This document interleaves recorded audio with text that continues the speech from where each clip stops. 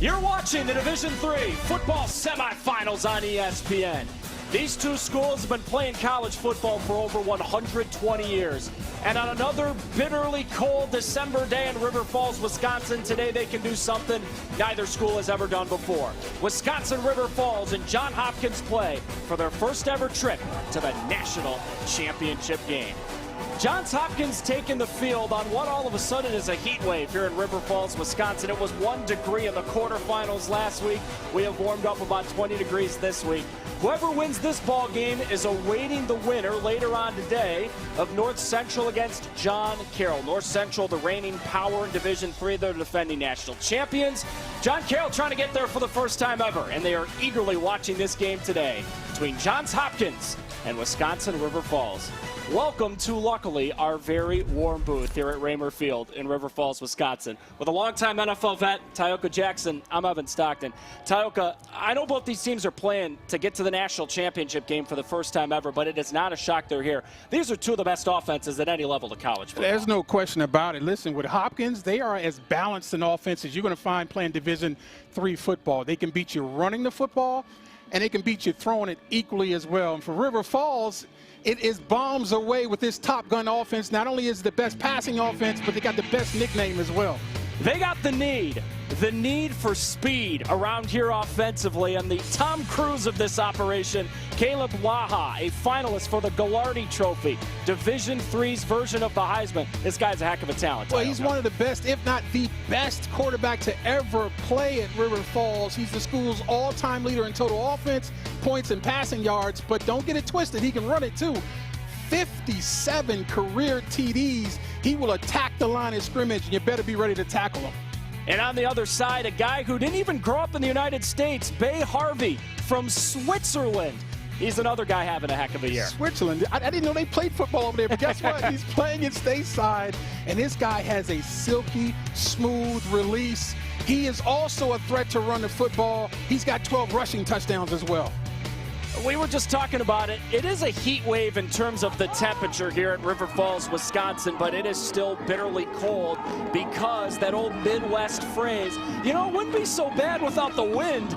That is a factor here today in River Falls, Wisconsin. It is gusting up to 30 miles per hour. Ty, that's something we have to watch throughout this game. That very well could affect that Top Gun offense we're about to see from River Falls. No question about it. You got to pay attention to the wind. Will they still be able to push the ball down the field like they'd like to do? Now, they have the ability to be horizontal with that throwing game, so they might have to go to that, but also the kicking game will be affected by this win as well. River Falls, maybe the most explosive offense in all of college football to get the ball first with history on the line.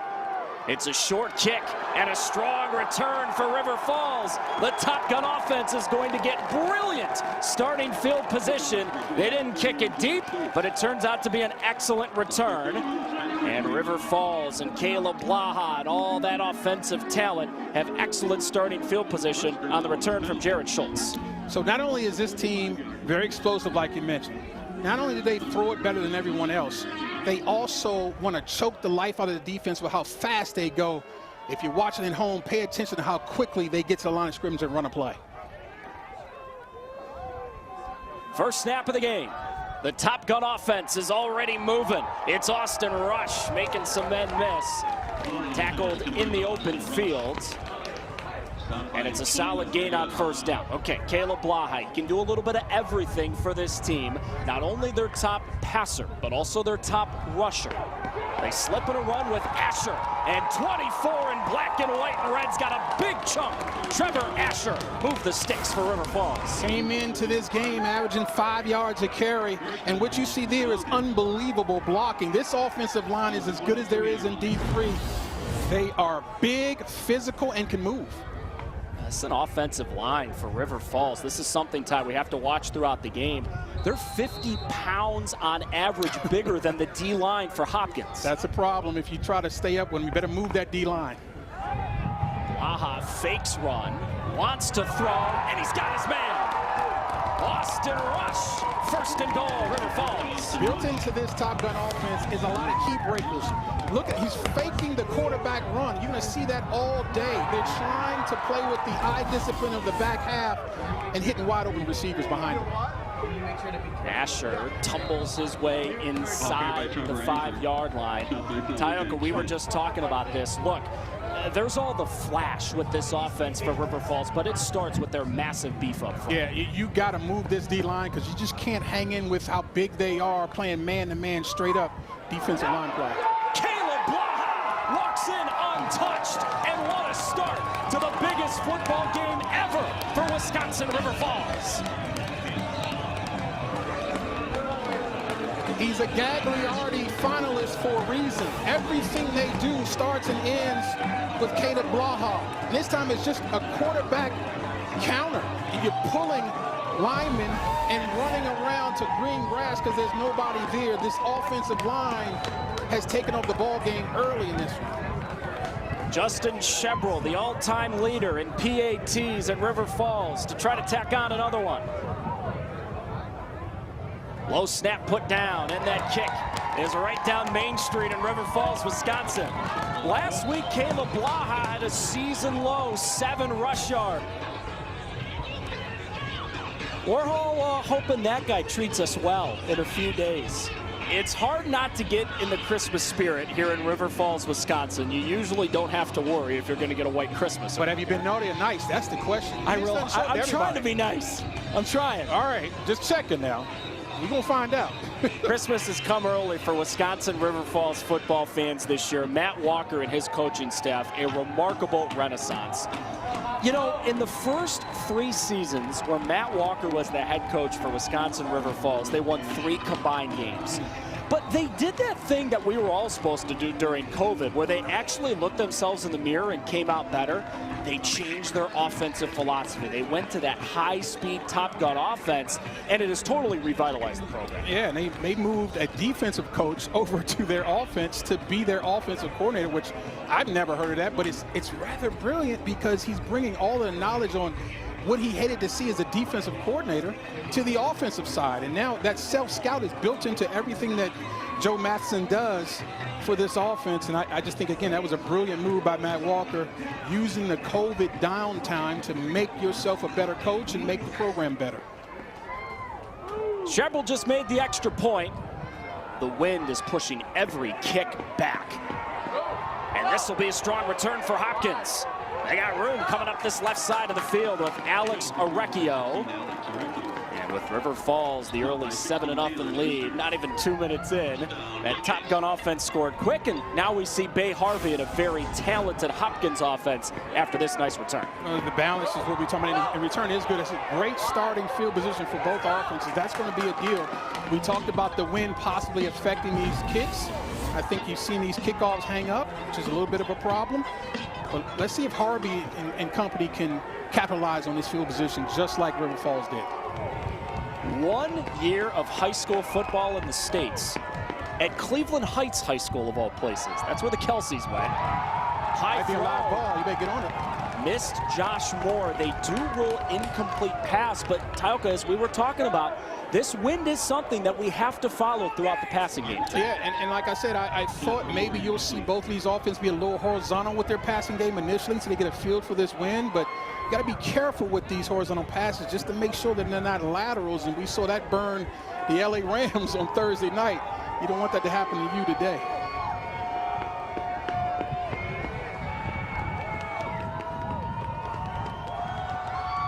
Harvey to throw again.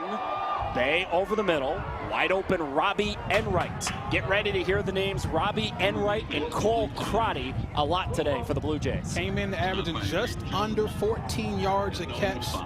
Robbie Enright, he's a very good player. See him working the seams, working the middle of the field. Crotty is a record-setting receiver on the outside, and then they got another guy, Josh Moore, number 4. So they will spread the wealth. This offense, we talked about how balanced they are. They're balancing the passing attack as well. Free play. Harvey does take a shot. Wobbling duck out of play, hoping for Crotty. That was a duck because he took a shot in the chops. And don't think that these hits don't hurt even more when it's bitter cold outside, too. Offside. Defense, number 93. 5-yard penalty. Second down. Correction, first down. Technically, Tioka, this play never happened, but Harvey will remember the hit. Yeah, tell Harvey that. As you see Quam jumping off sides, he knows he's got a free play. Bam, right there. It was Jack Olson from Prescott, Wisconsin, 20 minutes away, who delivered that hit.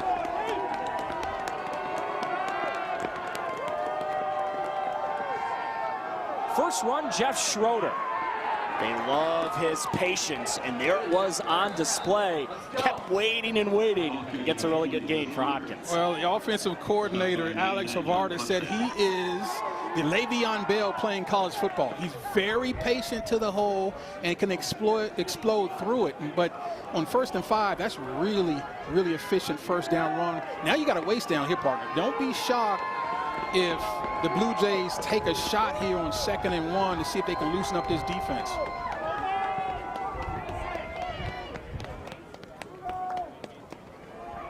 Keep it on the ground. Schroeder's got the first down and more. There's that patience from the Le'Veon Bell of D3 football. Jeff Schroeder, goodbye.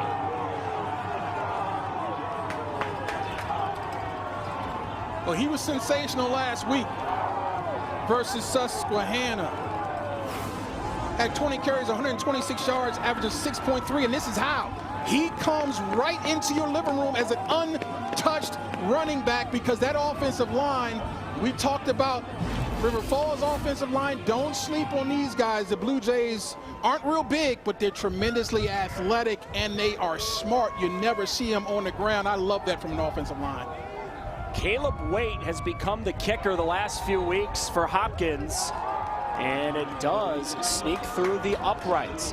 Jeff Schroeder, his 32nd career touchdown for Johns Hopkins, and they're prepared to take the shots from the Top Gun offense all day. The Division III playoffs continue with the Stag Bowl, the championship game January 4th on ESPN. For more information, visit NCAA.com, the home for all NCAA championships. Both of these schools, Johns Hopkins and Wisconsin River Falls, trying to get to that championship game for the first time ever. And if anyone intimately understands how important this day is for Johns Hopkins football, it is Dan Wadika. His 2nd season as head coach, but he's a lifer around the program. He was a wide receiver there. He was on the staff before becoming the head coach. And this day is remarkably important to all Johns Hopkins alums. Their longtime head coach, Jim Margraf, he led the program as the head coach from 1990 to 2018. Got to the semis in 2018 for the first time ever, and then tragically passed away after the season. Dan Wadika wanted to make sure he made the point coming into this game. Look, we're all just following what Coach Margraf told us. We're just following in his footsteps. You know, Tioka, somewhere, Coach is watching this game, and he's going to be smiling real big if his Blue Jays win this thing. There's no question about it. I mean, they're just continuing along his blueprint. That's what culture is all about. Clearly, Coach was a culture builder, right? And that permeates through the entire ranks of the current staff, and it's a feel-good story. Win or lose, they've done an amazing job this year, but obviously they're here to win. As you saw as that first drive, they came out smoking. See if they can keep it going. Wind continues to be a nuisance. Someone's going to have to hold this kick because it keeps blowing off the tee. Caleb Waite, the kicker for Hopkins. Brad Paxton was the kicker for much of the year. But Waite, the freshman from Orrville, Ohio, has taken the reins here over the last few weeks.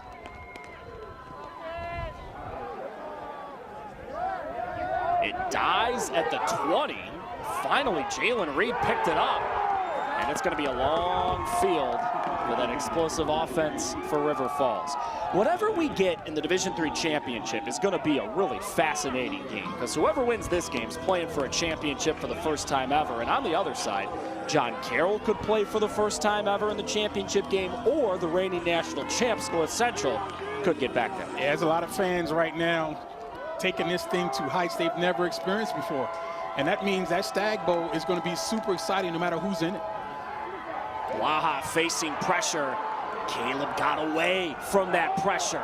Oh, come on, Caleb Blaha. That play was doomed, and then it kind of turned into a dream. Well, this is what he brings to your offense, the ability to escape, watch the evade and escape. And now it's a whole nother play, folks.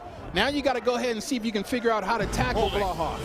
Offense, number 4, 10-yard penalty, first down. You can see it behind the play. There's a reason that Blaha was able to escape, Talca, because Jalen Reed was tugging on a Hopkins jersey. Yeah, the senior from East St. Louis did not get away with one.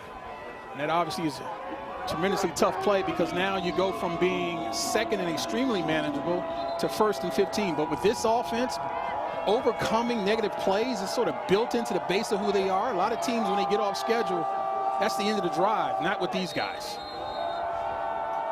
They actually like to go faster after penalties and incompletions than they do on completions. Blaha fields a low snap, and he's swallowed. Oh boy, it was a party in the backfield. Jack Smith and Xavier Newell both there. Yeah, Xavier really shot out of a cannon out of his stance. And that's the thing with this running game. They're really good at running the quarterback, but penetration destroys whatever you want to do on the ground. Second out long. Blaha throw, nice catch. Steven Reifenberger, all 6'5" of them, down to the turf to get it. Well, listen, when he bends that thing in, his body size just boxes out the defender. Makes it real easy. That catch radius, real big target. Blaha running again. And it's darn close. He may have gotten it, but it was close. Ran into another bear hug from Newell. He got the first down, but not by much. And it was that dig route on the previous play. There's the completion on the dig route. Now watch how quickly they get up to the line of scrimmage. Blaha again, oh boy. That's a gigantic hit by the former Troy Colt, Xavier Newell. Well, that's the second time he's shown up in this drive. Talking about quickness off the line of scrimmage. 6'4", 240. Watch him get out of his stance, folks. Oh, no. I think Caleb Blaha's hurt. Oh, no. This would be a disaster. For an injured player.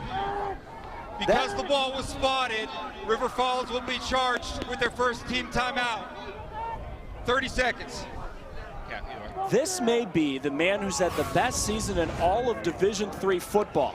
And he's coming out of the game because Xavier Newell popped him. He said, shot out of a cannon, man. He got into that backfield in a hurry. And, you know, with most quarterbacks, you say, well, this is the danger when you run your quarterback. But he's been doing this all year. He's been unbelievable at running the football behind this offensive line. But it's the penetration, the quick penetration from Hopkins that's been an issue with this running game, and this time it's shown up on their #1 player, Caleb Blaha. So let's see if we can take a look at Caden Wick, freshman, true freshman quarterback. Number 15, Caden Wick, has thrown one pass all season. He was listed as the backup. Ben Weslowski, number 2, is now lined up at quarterback. And on your card, and on my card, he's a wide receiver. And he wants to throw. And he's got Jalen Reed. He's wrestled to the ground by Carter Hogue. Third down long, and for the moment, they're rolling with a wide receiver as a quarterback. My goodness, this is as tough a situation as they faced all year. It's going to be very interesting to see how this offense changes with Weslowski in the game. To throw again. Oh, you're kidding me! He almost had a huge play to Jake Hilton, but he couldn't bring it in as it looked like the wind affected that pass. Another 6'5" receiver. They've got a ton of them. But look at the dime, though, from Weslowski. And this is a situation when you got your backup quarterback who's your wide receiver normally in the game, you've got to make plays for him. And Reifenberger, my goodness, oh, excuse me, Jake Hilton. Oh, he is sick right now. And all he did last week was make big plays. Jake had 3 catches and 2 were for touchdowns. Unfielded at the 35. Orecchio with a ton of room. What a return for Hopkins. They're set up beautifully at the 25. To me, that looks like a mental error from the coverage team or a mistake by the punter, because all the coverage is to the right. I think they're expecting a directional kick to the right, but it goes to the offensive left, and there's no one over there. I mean, that is an easy return, as easy as you'll see for, I believe that was, what, Ochorio? Orecchio, excuse me. Orecchio family, I apologize for that blunder, but I mean, that's as easy as it gets for Orecchio. There's nobody there, just gets up the field, gets as much as he can get. Now the Blue Jays are set up. Two-back look. John Bechtel joins Schroeder. Harvey gives to Schroeder. Again, just patiently waiting for holes to open up, and it's a gain of 5 on first down. He's 10th in the nation in rushing yards, 4th in rushing TDs. And he came into this game with just under 1,400 yards rushing. This is what this guy's, we talked about how balanced this offense is. It makes them so hard to defend because they can play whatever. Wind, rain, shine, it doesn't really matter. They've got options in this Blue Jay offense. Pistol look here. Back to Schroeder. Room again left side. It is not a shocker to see them work that left side of the offensive line. Michael Nwosu on that left side and left tackle is one of the best offensive linemen they've ever had. Yeah, no question about it. He's not the biggest guy, but you talking about extremely physical and great technique, plays with great pad level. They think he's got a shot. They think he's got a shot to be in camp with somebody, and obviously Canada is going to be a real shot. He might have a shot in the NFL as well. Would be a guard, though, at the next level. Harvey, run. Bay, Harvey, stacked up near the goal line. He keeps fighting for a Johns Hopkins touchdown. Ruling on the field is a touchdown. Bay, Harvey right now, Tioka won't be denied on the ground. He's run for touchdowns in 4 straight games. Look at them collapse the entire left side of your screen. You're talking about people movers up front. I mean, they just destroyed the entire offensive left of that line of scrimmage and made it very easy until Harvey shows up at the goal line and he gets some help from friends to get in that end zone. The previous play is under further review.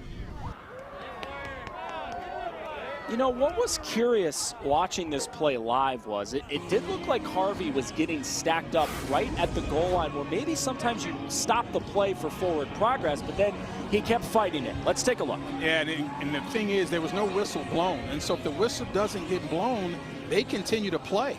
And I think that there's not going to be enough here to overturn this. I don't think that there's an obvious stoppage of forward progress, understanding that the whistle didn't blow.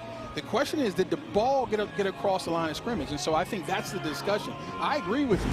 I thought it was enough to blow it dead watching it live because of forward progress, but the fact that they didn't, I think, takes that out. So now do you have a down-the-line look to say, did that ball not get across defensively? Because that's what it's going to take. The call in the field is a touchdown. You have to have irrefutable visual evidence that the call in the field is incorrect, and I haven't seen an angle that rises to that level. The ruling on the field of a touchdown is upheld. That's exactly it. And that's the language they changed coming into this college football season. No longer such thing as confirmed or stands, just upheld, because as you say, there was really no look. One of those deals where whatever they call on the field, they probably have to stick with it. No question. I agree. So Bay Harvey has run for a touchdown. Johns Hopkins has run for 2. And now Caleb Waite trying to go 2 for 2 on extra points. Operation clean, and the extra point is good. All that talk about River Falls' offense, but Hopkins wants to make sure you pay attention to theirs. You know, you would think Johns Hopkins quarterback Bay Harvey would be used to the cold conditions in River Falls, Wisconsin today, because he grew up in Switzerland, born in the States, but moved there when he was 3. And my goodness, is he running hard right now for Hopkins. Yet another rushing touchdown, his 13th of the season. Bay Harvey moved to Switzerland with his family when he was 3. He's a dual citizen. He played 1 year of high school football at Cleveland Heights before committing to Johns Hopkins. But before he could play college football, he had to go back to Switzerland to serve his mandatory year of military service as a dual citizen.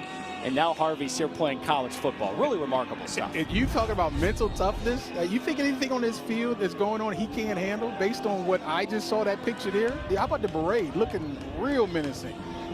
I'm telling you right now, he never had as many or as good a tough teammates over there as he has right now with this offensive line. I bet he feels very secure. Jalen Reed bobbled it, and that kind of killed the return. Number 4 is not even going to get to the 25-yard line. All right, so River Falls offense coming back on the field, and this is the sight that anyone rooting for River Falls wants to see. Caleb Blaha is back on the field and hoping that big offensive line can protect him going forward. Yeah, it's going to be very interesting to see if he's able to play full speed, put his shoulder down the way he's been doing his entire career. Blaha to throw, and forced to throw it away as there was heat coming from the backside and Will Seibert. The run game is so important to this offense. The threat of the run and the actual run.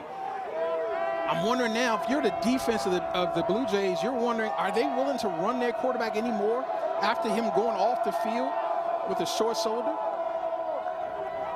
Throw, knocked away. David Halal had the coverage. That release did not look as confident as we've seen on tape and in the first couple plays of this game. Watch the release from Blaha. It just looks a little different. Coverage was good. Still a catchable ball, though. These receivers are going to have to do a better job of making plays for their quarterback regardless who's throwing. 3rd down long. Got the time and throwing high. Missed Blake Rohrer. And Blaha's first series after leaving the game with injury ends in 3 and out. And those 3 plays were all passes. And I think that's very meaningful. Something we continue to harp on as this game goes on.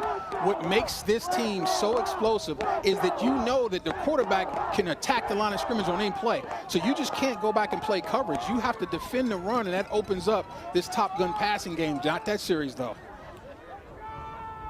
Jeffrey Freund to punt. And fair catch made by Arecchio at the 37-yard line.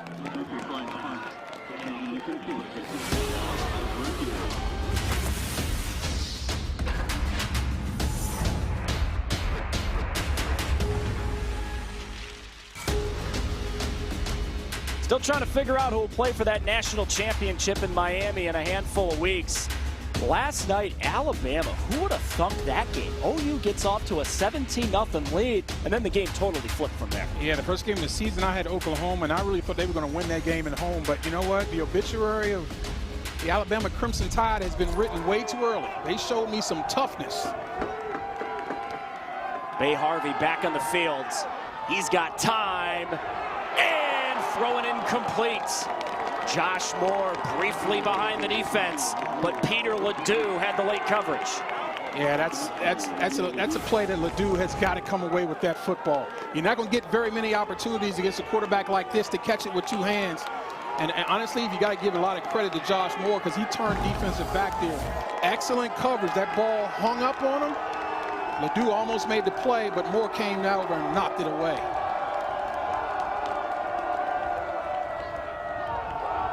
Schroeder left. Not a ton.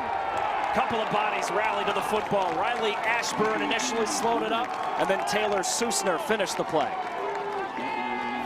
Watch Ashburn coming inside out.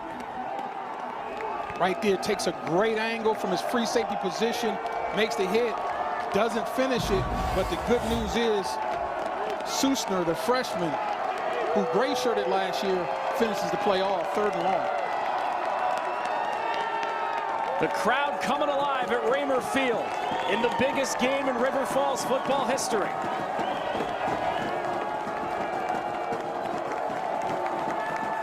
Harvey on 3rd down. Got time. Tipped it incomplete.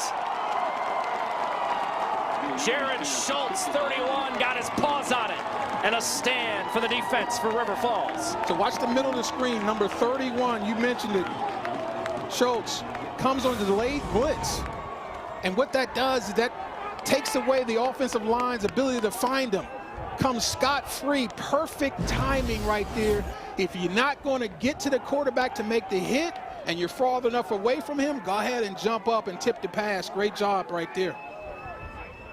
First time we see Chase Alley, punter on the field for Hopkins. Jalen Reed back deep. They kick it away from the speedy Reed. And Reed falls on the ball. There's nothing wrong with that because it was initially touched by Hopkins, so it's essentially a free play. He should pick it up.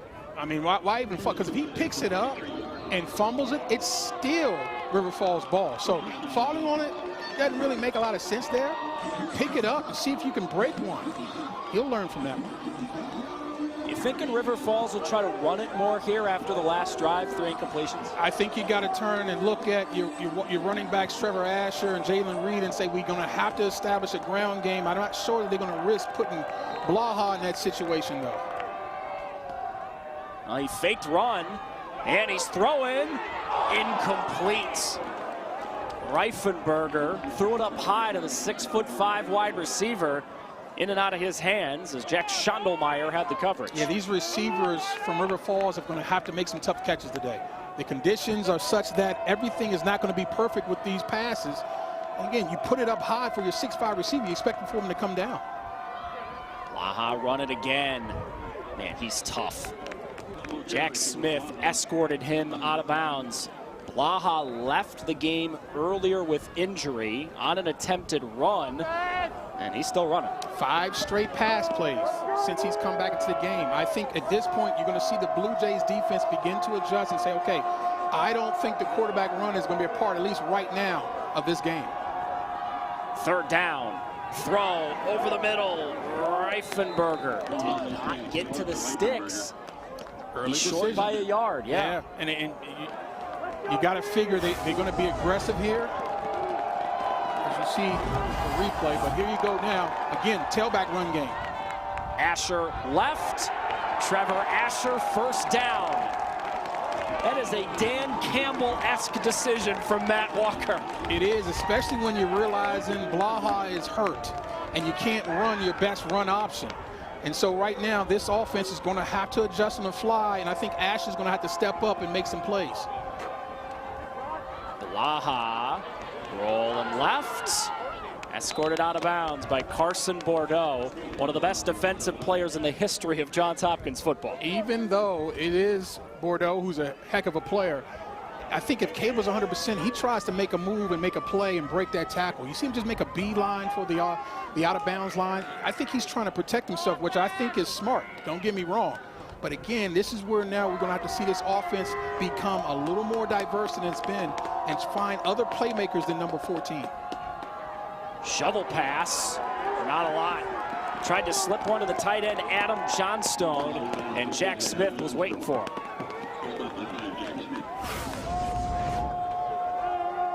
There's Smith clean. No blockers getting to him. He's just running and hitting, and he does that as well as anybody on this Blue Jay defense.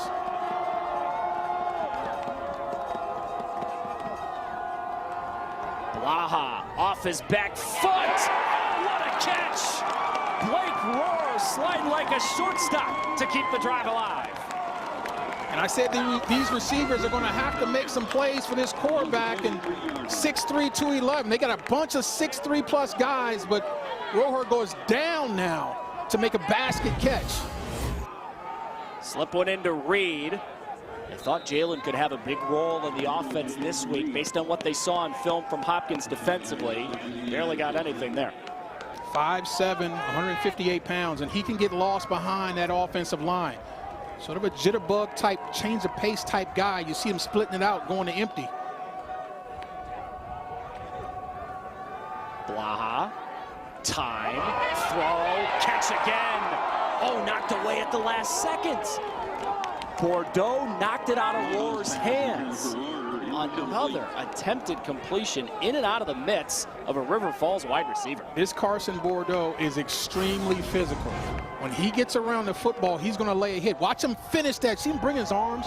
You see a lot of safeties want to come and throw the shoulder and bringing him his arms, force that incompletion right there. Beautiful job.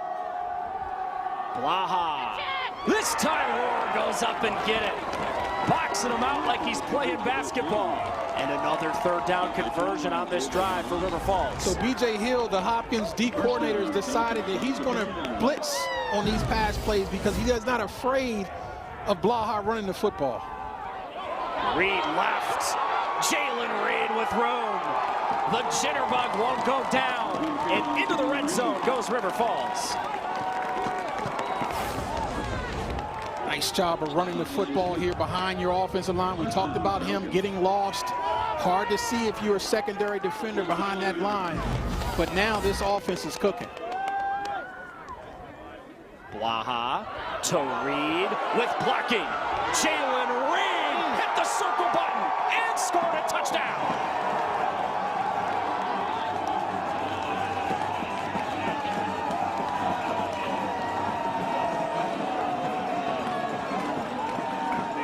Offensive coordinator Joe Matheson has made his adjustment now.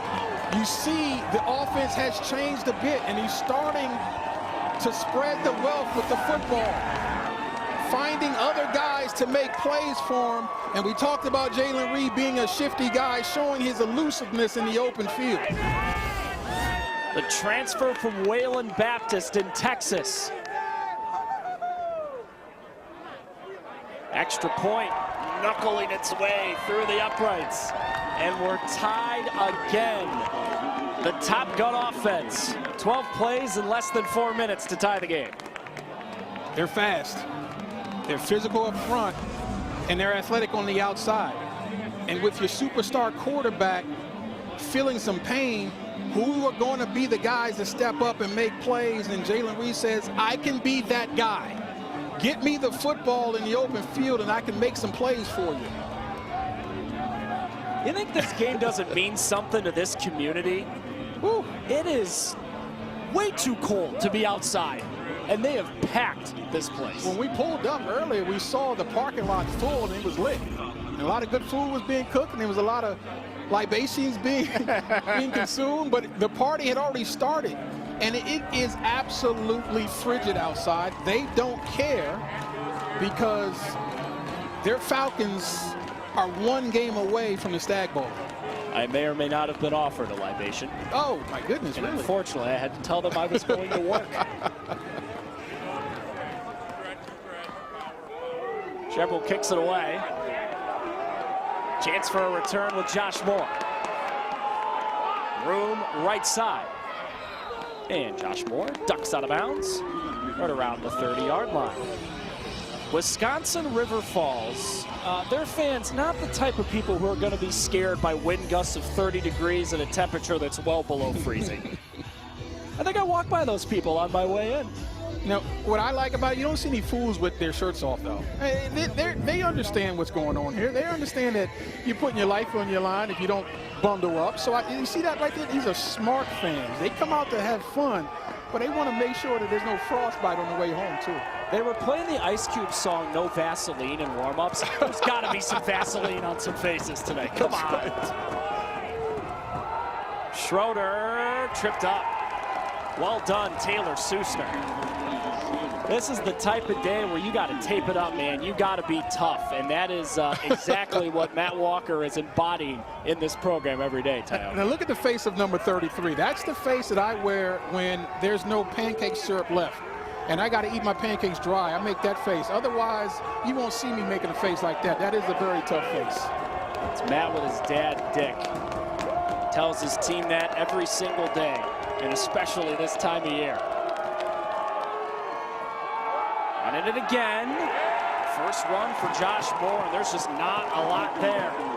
Third down long coming up for Hopkins as again Taylor Susner in the mix. Well, this is the type of complementary football that the Falcons have played all year. Their offense goes down the field and scores. Now their defense is trying to get a 3 and out to get this offense back on the field so Top Gun can run it up. Very important that the Blue Jays stay out of situations like this, a 3rd and long, because this is how you get cooked on the road.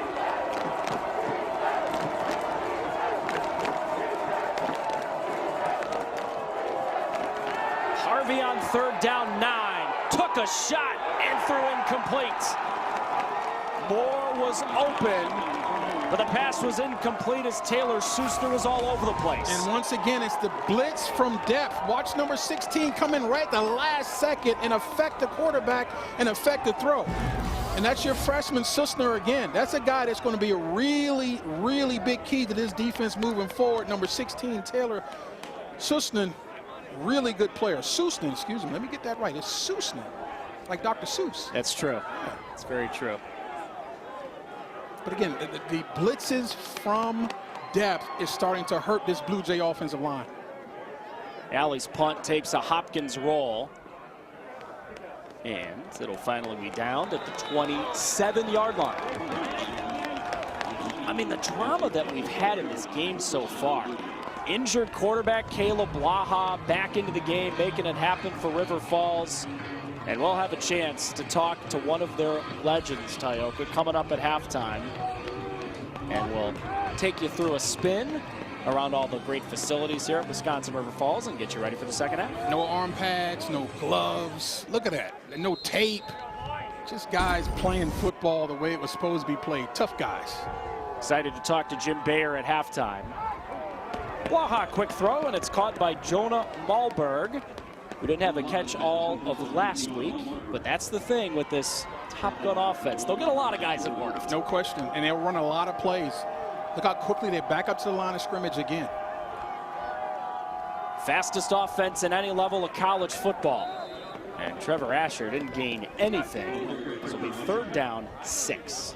Big play now for this Blue Jay defense. They have got to get off the field here, because if you don't, this is the blueprint of how River Falls begins to take complete control of football games by getting 3rd downs and possessing the football.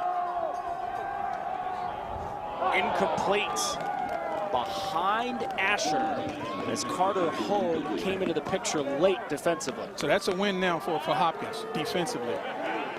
Your offense went 3 and out. Now we've got to force one for ourselves to get the ball right back. Really good job there. He had an open receiver though. Ball just thrown behind him. Probably should have been completed. Should have been a throw that Blaha could have back. And then you having that conversation right down on the sidelines, wondering if the sore shoulder had any effect on how that ball came out. Freud's punt. I wonder if that was deflected. Yeah, there was a lot of pressure. And this turns into a pretty good thing, all things considered, for River Falls. Hopkins' drive to start the second quarter begins at the 25. Take a breath when you're watching this game. Don't blink, you'll miss something. I don't think it's an exaggeration to say this is one of the biggest days in the history of River Falls, Wisconsin. Whoever wins this game is playing for a Division III national championship for the very first time. Whoever they play, it'll be a great matchup. Either John Carroll makes it for the first time ever, or North Central defends their national championship. Busy day of football. If any of you have flipped over from the A&M Miami game at halftime, hi, welcome to the winter wonderland that is River Falls, Wisconsin. And 2 offenses that have been going back and forth in a fun 15 minutes. Bay Harvey, the quarterback for Hopkins. Fakes to Jeff Schroeder. He's taken a deep shot. Cole Crotty contacted. He still made the catch. That may be the finest wide receiver in all of Division III football, and he just proved it again. And you and I were just talking about the break. We haven't heard from Cole Crotty. Well, how about this 9 route and basket catch under the offside. Defense, number 96. That penalty is declined. The result of the play, 1st down. Jack Olson got caught offsides, but it doesn't matter. And I think Crotty was fouled without the flag coming in. But this guy broke the Blue Jays single-season receiving yards record last week.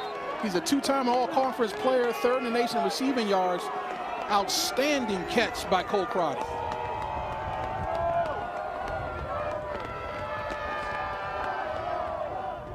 Fake the pitch to Schroeder. Harvey, room left. Bay, Harvey, first down and more. Man, they're really using him a lot in the run game so far today. He's really underappreciated for this ability right here. He is an efficient runner, folks. 12 rushing touchdowns average on the season, just 4.7, but really is a big play waiting to happen when he gets behind this offensive line. He's a great decision maker, too, on where to cut. Schroeder stacked up. Loss of a yard on the play. You know, going back to Karate Talk, it was interesting. So, really talented junior from Hermosa Beach, California. Really proud of his California roots. And the coaching staff was joking about, you know, he's kind of a classic surfer dude, laid back, getting used to Baltimore still after all this time. And we asked Cole that, and he goes, you know, I kind of get offended by that. Just because I'm from California, I mean, I'm still tough. I still work hard. That's right. And defend the coaching staff. They said he was kind of laid back, California cool, until he gets on the field. Then he becomes a killer. Harvey run, went right, came back left, and ran into a wall. Yet again, Taylor Susner finishes the job after Gage Tim blew up the play initially. Watch the defensive line of River Falls reestablish the line of scrimmage right there. When you push the offensive line back and force the back, in this case the quarterback, to start and restart, here comes the pursuit to finish it off. That was a great job of getting penetration from this D-line. This is not necessarily field goal range, by the way. Hopkins has switched kickers within the last month. And that wind is windy. Pivotal third down long.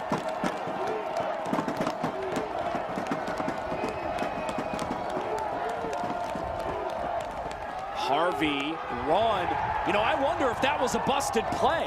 The ball came out late and Schroeder fell on the football. That never looked right from the beginning. Yeah, and I'm wondering, was he trying to hand that football off to Schroeder? He just made a decision to tuck and go when he saw all those black jerseys in his backfield, understanding if I try to hand this off, it'll be a TFL and maybe even worse. As you see, this wind is going to be a factor in this play. The longest field goal Caleb Waite has made all season, 26 yards. Trying to make one here from 39. Low snap, put down. Kick on the way, and kick is no good. River Falls saying, thank you, wind. No doubt. Wow. Paxton is from Tampa, Berkeley Prep, down in my area. He's not used to these conditions as well. Watch this, folks. Watch this block by the wind. Wow. That's a block for the win. And that's actually Wyatt. Excuse me, that's Wyatt, not Paxton. But again, that win, it was all about the win. I mean, he got that thing up and was on his way, but it was negated. Blaha run. And he ducks out of bounds. Are you surprised that they're running Caleb Blaha as much as they are, considering that he left the game earlier after he was injured on a run? 100%, and also considering how he looks running the ball. He's not looking to make contact with anybody. The two runs that I've seen since the injury, he has headed for the sidelines. I think you got to put that away. I understand, you know, listen, you're trying to show the defense another look, but I don't think anybody believes it. He's not attacking the line of scrimmage. Blaha to throw. Incomplete. High for Weslowski, who came in at quarterback when Blaha got hurt. Third and long. Again, for most offenses, this is a real problem. For this Top Gun offense, not so much. The problem is the health of their quarterback. What can they get out of Blaha? He tucks and runs and slides as David Halal was coming up to administer punishment. Again, that's the situation where I've seen Blaha break a tackle, make a guy miss, and get a first down in situations just like that, using his athleticism and his toughness. But again, not to beat a dead horse, but that part of his game has not been here because of the injury. And so because of that, you'd like to see the Falcons adjust and stay away from this quarterback run game. Freund punt. Recchio lets it bounce. And River Falls gets a nice roll out of this. Hopkins drive will start right around the 34-yard line. Second quarter starts with a pair of defensive stops. Hopkins offense out here over the next few weeks. And you get a workout, just try to stay warm on a day like today. Hardy souls here at Raymer Field in River Falls, Wisconsin. In case you aren't aware of the geography, about 45 minutes from the Twin Cities. So you get a mix here of Packer fans, Viking fans. Big game for the Packers coming up tonight, playing the Bears. That game in Chicago, where I heard it's also not quite warm today. Although, heat wave is coming in the Midwest. It's going to be in the 50s on Christmas Day. What? Trying to find a tea time, Tioka, on Christmas Day on Thursday. Get your Speedos ready. I know you love Speedos. I know you do with that tough guy body. Whoever told you that was lying. They were lying to you. Jeff Schroeder, again, patiently waiting through the strength on that left side of the Hopkins line. Doesn't it feel like this is a drive for Hopkins where they want to pound the rock? No question about it. We talked about how these guys are equally good at running it and throwing it. The quarterback is in contention for the D3 Heisman. So we know we got the type of trigger man you want, but it's just Schroeder, man. This guy, well, almost 6 yards a carry, over 1,300, almost 1,400 yards coming in. You can lean on this guy in these conditions. They motion Josh Moore into the backfield too. Here's his second carry, and it's not going anywhere. Hello, Riley Ashburn. What a play.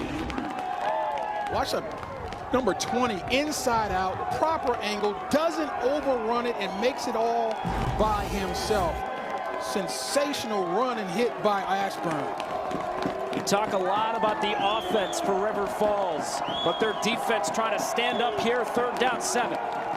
Top 10 offense in 3rd down conversions. They need to get one right now. They came in 7th in the country, averaging 54+% in converting 3rd downs.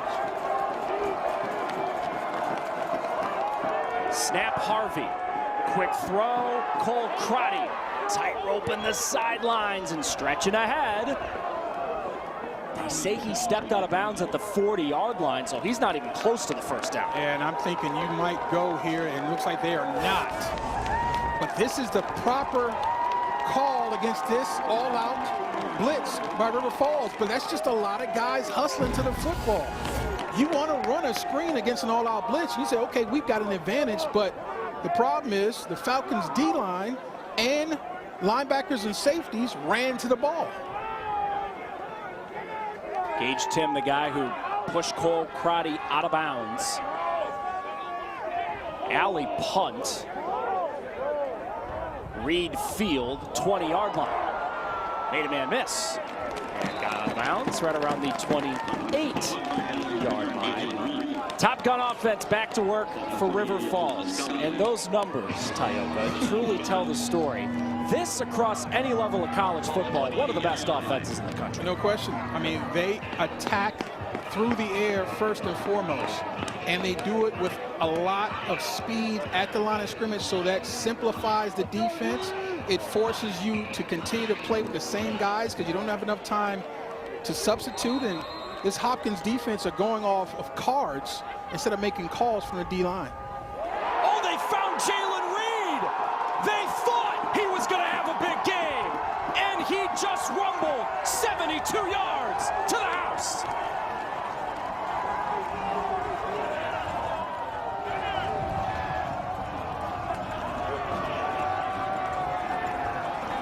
Defensive coordinator B.J. Hill has decided to blitz because he feels like he's got a wounded quarterback pulling the trigger. Well, if you do blitz, you better get there because there's some outstanding offensive talent in one-on-one situations, and one of those guys is number 4, Jalen Reed, who makes a tremendous move on the halfback option. The ball's where it needs to be, and it's a track race that Reed doesn't lose. Entering this game, the offensive coaching staff for River Falls said, you know, we're looking at that Hopkins film defensively, and we think this is a Jalen Reed game. Well, he's caught 2 touchdowns. I think this may be the Jalen Reed game for River Falls. No question, especially if you're going to be in man coverage. And look, sometimes when you draw it up on the tape or on the board, things look really good until you realize I can't cover number 4, so we got to throw that plan away. We're back. River Falls up 7. Let's take a look at that touchdown play by Reed. This is one of those times, again, we're on the board. This looks like a great call. Watch now, Graham Hodge is going to run a peel technique. He's going to start to rush, then peel off on the back. The problem is he's at an athletic mismatch against Jalen Reed. There's no way he can cover him. Quick move, hands catch. And like I said, he's not going to lose the race as he plays with the defense at the line of scrimmage or at the goal line. And say, oh, look at the two. Oh, okay, with the cha-cha.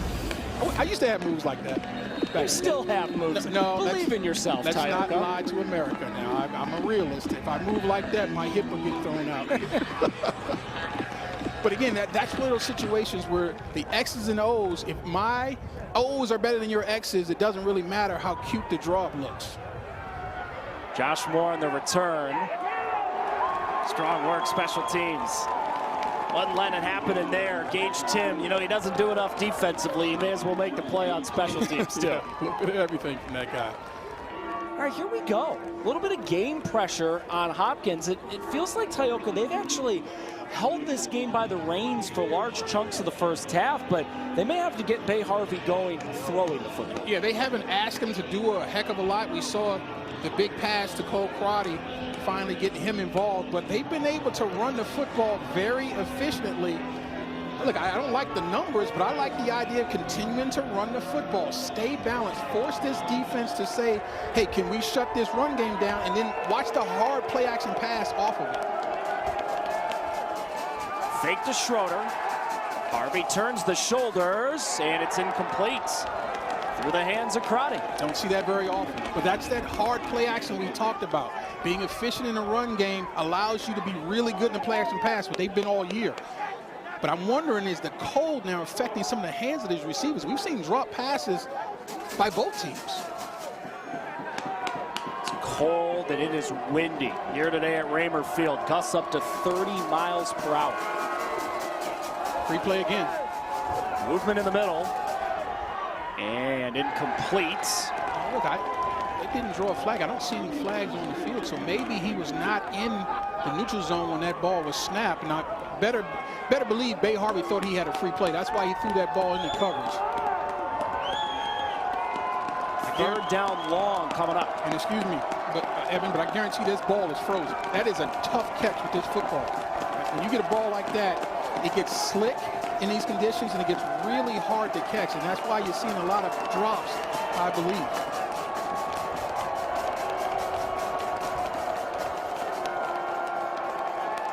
Harvey running all the way. Made the first man miss. Tightrope the sidelines. There is a late flag. He had enough for the first down, but we got to check that flag.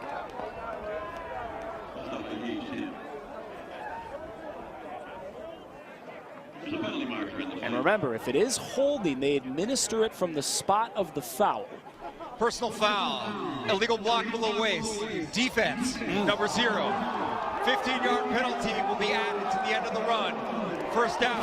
So that's Trent Sherry. Watch the left side of the screen. He doesn't want to take on this block high. Watch him go low. I love this change. This is something that's fairly new to college football. You can't allow defenders to go and take out the knees of offensive players because they're trying to avoid contact. That's a very dangerous play, and I understand what Cherry's doing, but in back in my day that was legal. You got to come and take that block on high and be physical. Drive alive for Hopkins. Schroeder patiently waiting again. He is truly one of those runners where it feels like there's nothing, and then all of a sudden he's gaining 8 yards. Well, you can be patient when you've got an excellent offensive line. You can't do that if your offensive line is leaky. Where are the black jerseys getting off blocks? And when they finally do, you've got a creative back who's got vision and ability to cut with quick feet. So those two things go hand in hand.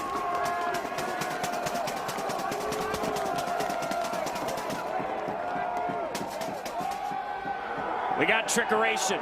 We got a throw back to Harvey, and we got a Hopkins, touchdown!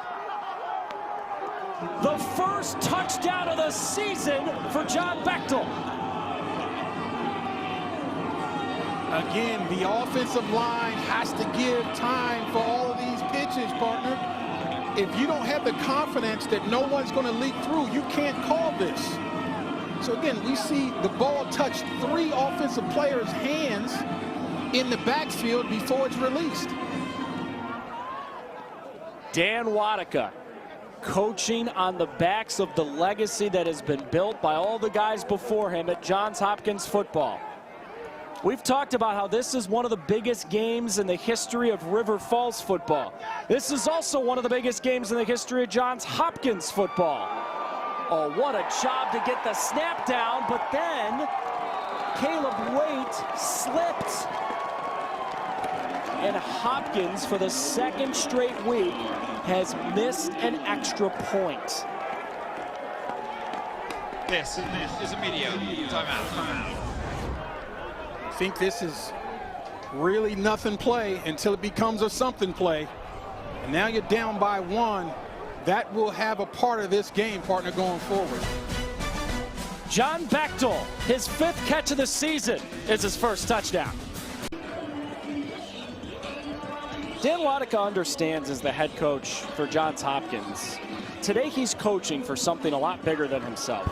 He's coaching for the legacy of Jim Margraf, who was the head coach of Johns Hopkins for nearly 30 years. Back in the day, he was their quarterback. Tragically passed away of a heart attack on January 2nd, 2019, after taking Hopkins to the semifinals for the first time ever that prior season. You know, Coach Margraf always told his players, Dan Wadika included, it's my job, fellas, to make football practice the best 2 hours of your day, because I know how hard it is to be a student here.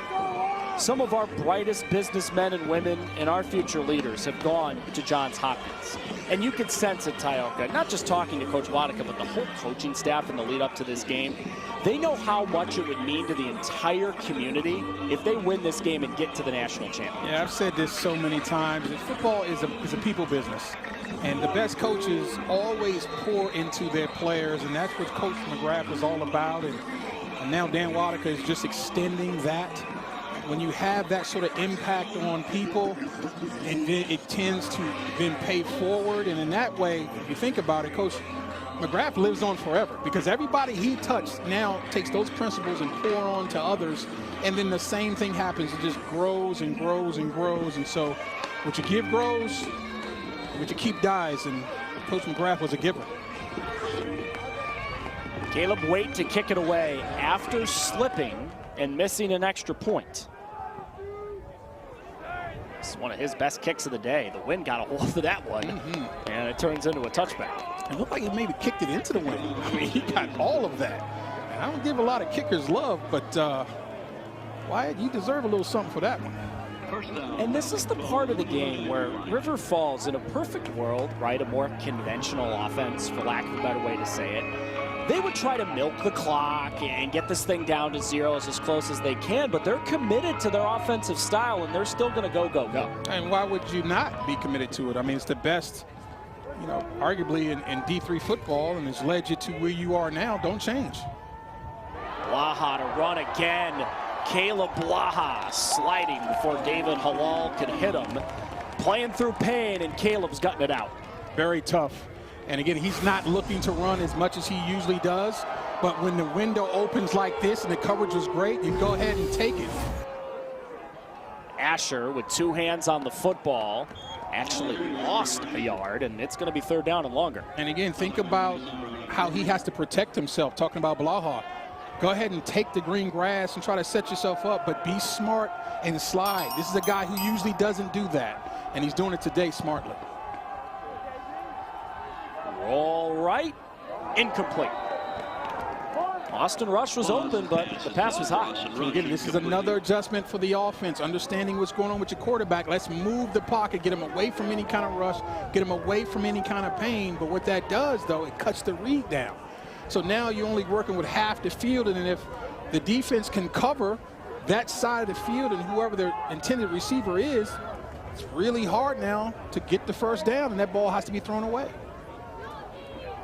You know, Jeffrey Freund, the punter for River Falls, usually doesn't have to work this hard. Already his 4th punt of the game. And Arecchio calls fair catch at the 35-yard line.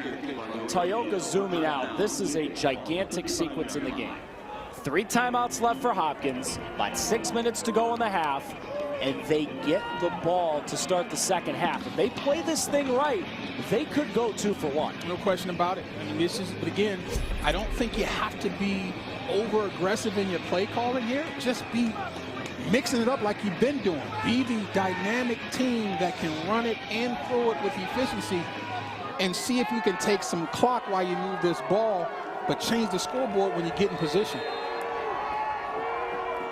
One of the best offenses in Division III in their own right all year. Schroeder, nothing. Jack Olson, the senior from 20 minutes away, made the tackle. Zone blocking. So this is inside zone, but the defense forces your running back Schroeder to have to cut it back because there's no one to run front side, and then backside defenders making the play.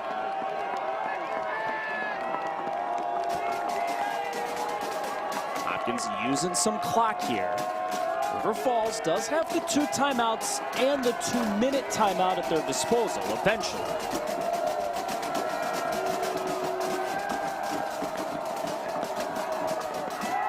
Harvey running all the way. Tried to make a man miss, but couldn't get rid of Noah Nussbaum, but they expect to take the reins from Gage Tim at that linebacker spot starting next year. I love the call from Alex Havardis, the offensive coordinator. He's understanding what River Falls defensively is doing. They're getting a lot of ground with their 2nd and 3rd level defenders.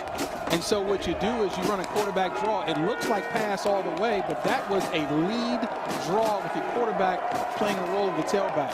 Now you're setting up the 3rd manager. Got to get to the River Falls 45. Harvey throw. More. Destroyed. There he is again, Noah Nussbaum, the freshman from Roberts, Wisconsin. Local kid, 15 minutes away, his hometown. And that's a big play. That is a huge play.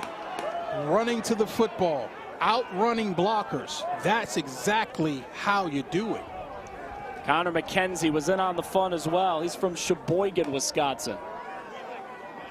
It's a defensive player, defensive end, showing some speed. Chase Alley to punt.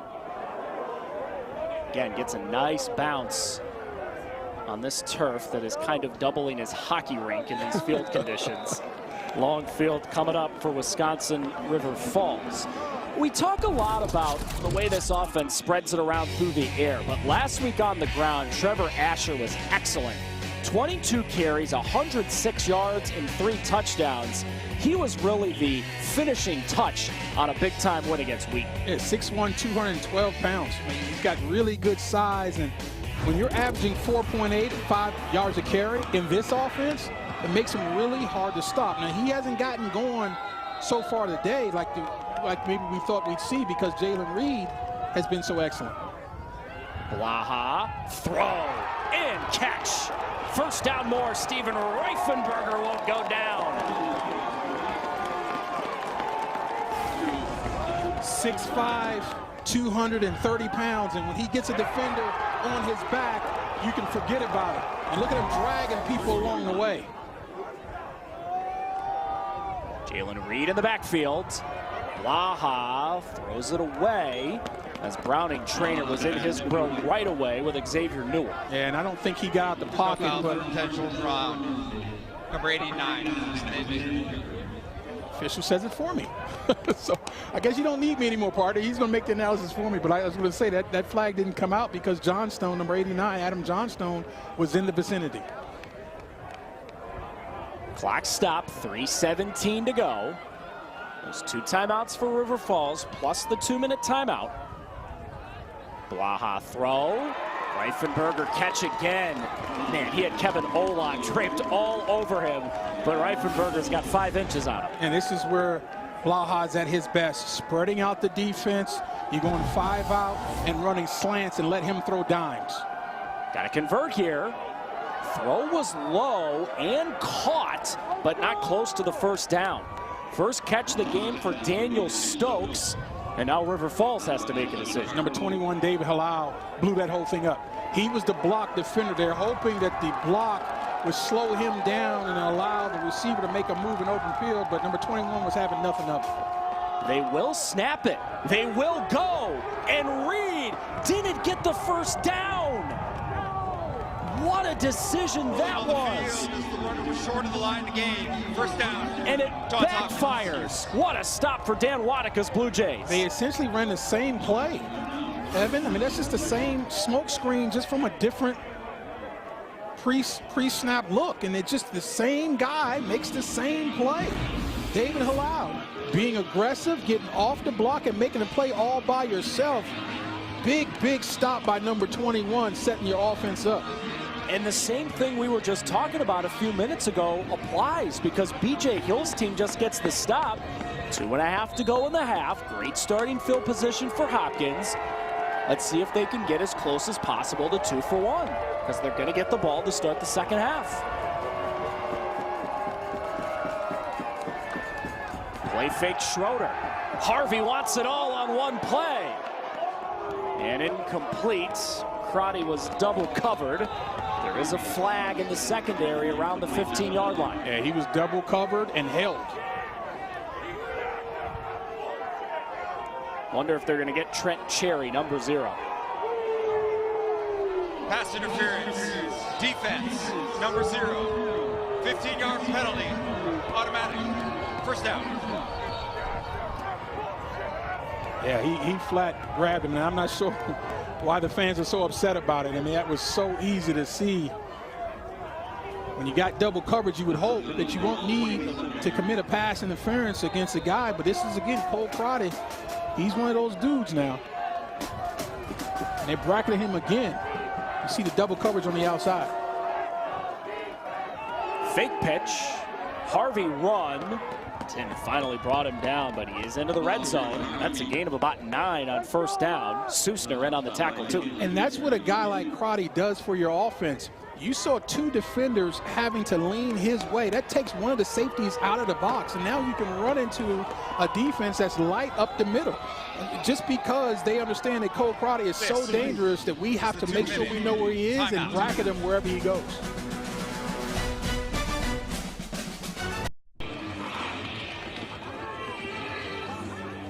This is where it becomes the game within a game for Dan Wadika's Johns Hopkins Blue Jays, right? Because they've got the ball inside River Falls red zone with all 3 timeouts, down by a point, 2 minutes to go in the first half. And they're scheduled to get the ball to start the second half. And they're facing a team in River Falls that can go up and down the field as fast as anyone in college football. So it's one of these deals where it feels like they want to score, Tyoka, but they don't want to score too fast. And I would agree, that's conventional wisdom. I think in this situation, though, against this offense, you got to take these points however you get them. And I would just tell our coordinator, be aggressive, get in the end zone. We'll worry about whatever happens later. Schroeder, first down, taking Gage Tim for a ride. Tracking people, right? Gage well over 100 tackles on the season now. Well, and Schroeder is inching closer and closer to 100 yards. Just before that carry, he had 10 carries of 77 yards and a tutty. That's 7.7 a carry. So no matter what happens, you know you can lean on number 20. All right, here we go. Let's watch and see how quickly Hopkins snaps the ball. Dan Wadika said, let's motion and let's do it slow.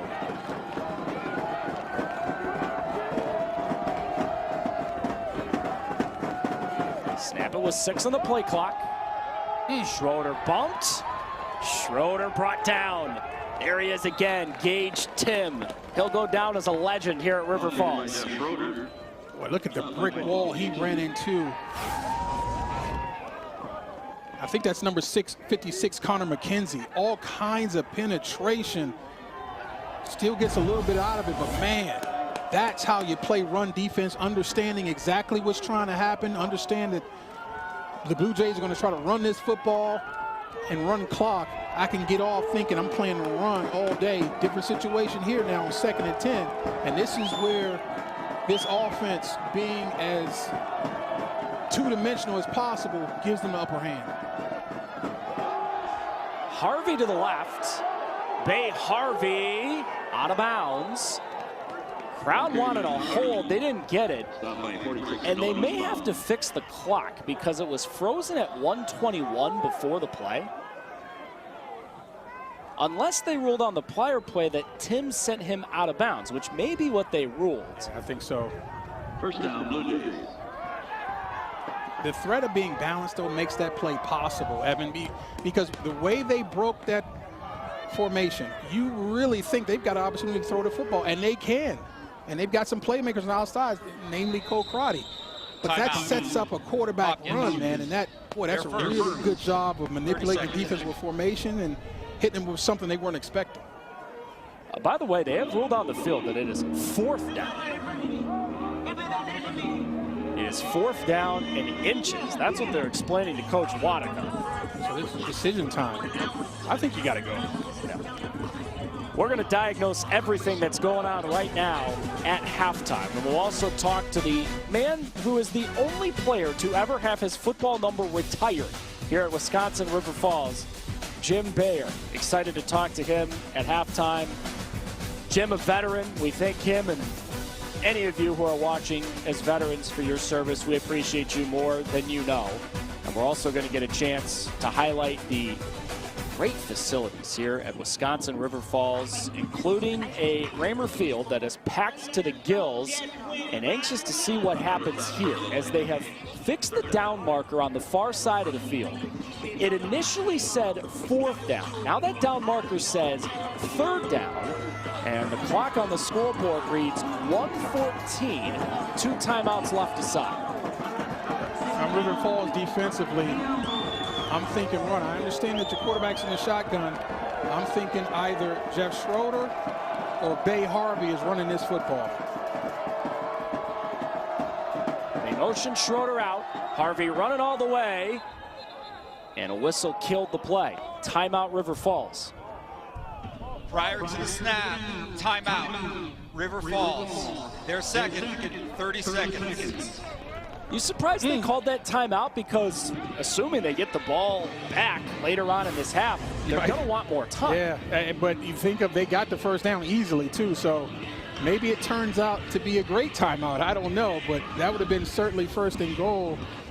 And if I'm head coach Dan Waddicker of Hopkins, I'm wondering what the heck is going on. I mean, I didn't hear a whistle or anything before the ball was snapped, so I'd be pretty hot if I'm the away team. But nonetheless, timely call. Now, defensively, you got to pay off on it, though. That would have been an easy 1st down. If you're the River Falls defense, can you now get that penetration and get TFL? Hopkins hasn't had to be road warriors during the playoffs. They've been at the friendly confines of Homewood Field, but they're not afraid to go on the road. Would you believe that this is the first ever game that Hopkins has ever played outside the Eastern time zone? 3rd time ever they've flown to a game. Harvey running again, and Bay Harvey lowers his shoulder and gets the 1st down. You know, talking about Hopkins flying here to the game for just the 3rd time ever, and then of course they had engine trouble. They had to land in Columbus, Ohio. Dan Waddicka's team didn't get here until 5 o'clock local time, had to come out here to Raymer Field to get a quick walkthrough in. A lot going on for these Hopkins Blue Jays in the last 24 hours. But you know what? They clearly built to overcome adversity, because you would not know it how they've come out and played in the first half of this football game. They're on the cusp of now taking a lead into the halftime. As we talked about before, they get the ball to start the 2nd half. Harvey run. Bay Harvey still not in. You know, at some point, I understand Hopkins trying to play the clock game, but they do have to score the touchdown at some point. You want to get it in, but I think they're doing just fine. If I'm not mistaken, they've got 2 timeouts left. As you see them get up to the line of scrimmage this time, they understand the situation. 2nd down, goal. Play fake and throw that's incomplete. Cole Crotty in the end zone pleading for some sort of flag. I didn't see the contact. That looked like good defense to me, and obviously the striped shirts agree. He did have a step on the slant, but the timing was off. That was Peter Ledoux who had the coverage. Tyoka, is this 4-down territory for Hopkins? I think it is, certainly inside the 3-yard line, and I think you can run it here, understanding you've got a timeout. You have 17 seconds left to go in the half. You've got 2 timeouts. So it wouldn't shock me again if you spread this defense out and let Bay Harvey test the run defense again. That is what he'll do.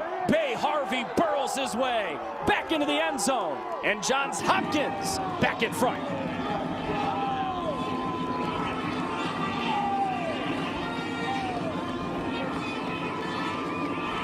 And again, we talked about the balance. Being able to throw it and run it makes you so hard to defend.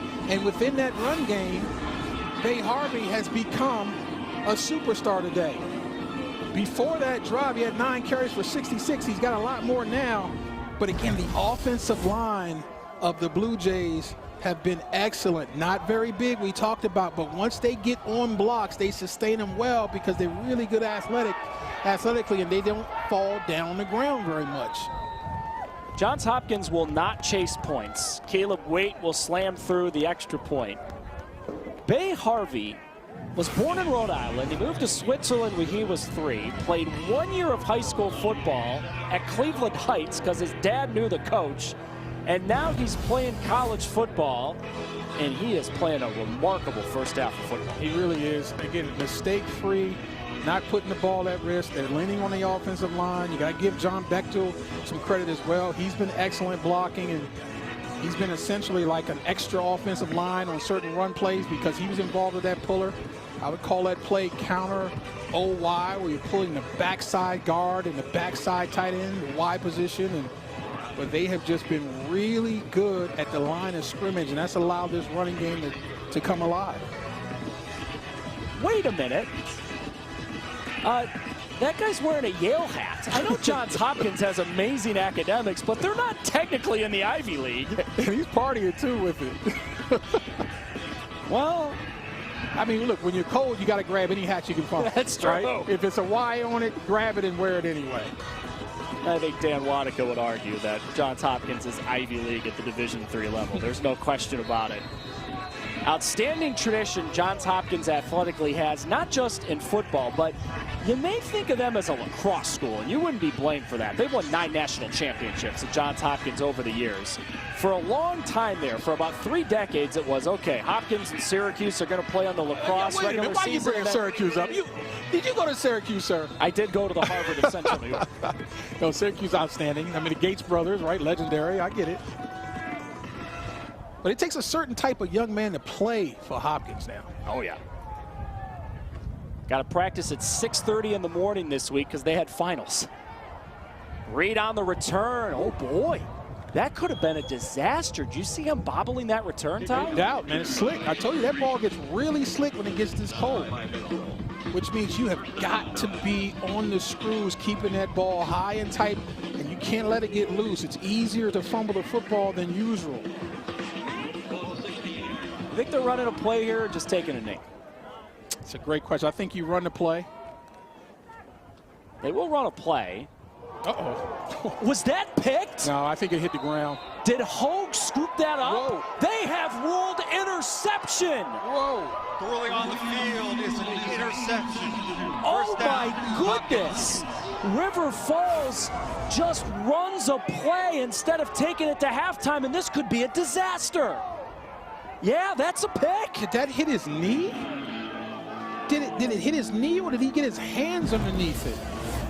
I thought it bounced off the grass, but the artificial turf, but I mean. Tyoka, I mean, this has been a magical year for Wisconsin River Falls football, but they may have just handed Hopkins 3 points. And it's getting reviewed, as every play does. You know, all the questionable ones will stop play. You see the official.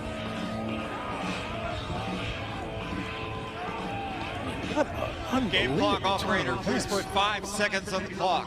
5 seconds. Watch the hands. Did they get underneath that football? Or did it go off his foot? It went off of his foot. Are you kidding me? Whoa. That's just the 2nd interception of the season for Carter Hogue. And that may be a decision that flips the game by the end of this afternoon. And I don't want to hear anything about luck. I mean, that's a guy going to the football, playing hard, playing it out, and good things happen when you hustle. Wait. Field goal, no good. And River Falls just got an early Christmas gift. Wow. Woo! Take a deep breath. It's halftime now. Now we can breathe. Carter Hogue's interception proves to be a moot point. But what's not a moot point? You're watching a heck of a Division III football semifinal. River Falls and Hopkins. Someone's making the Stack Bowl for the first time ever. And there's still a long way to go at Raymer Field.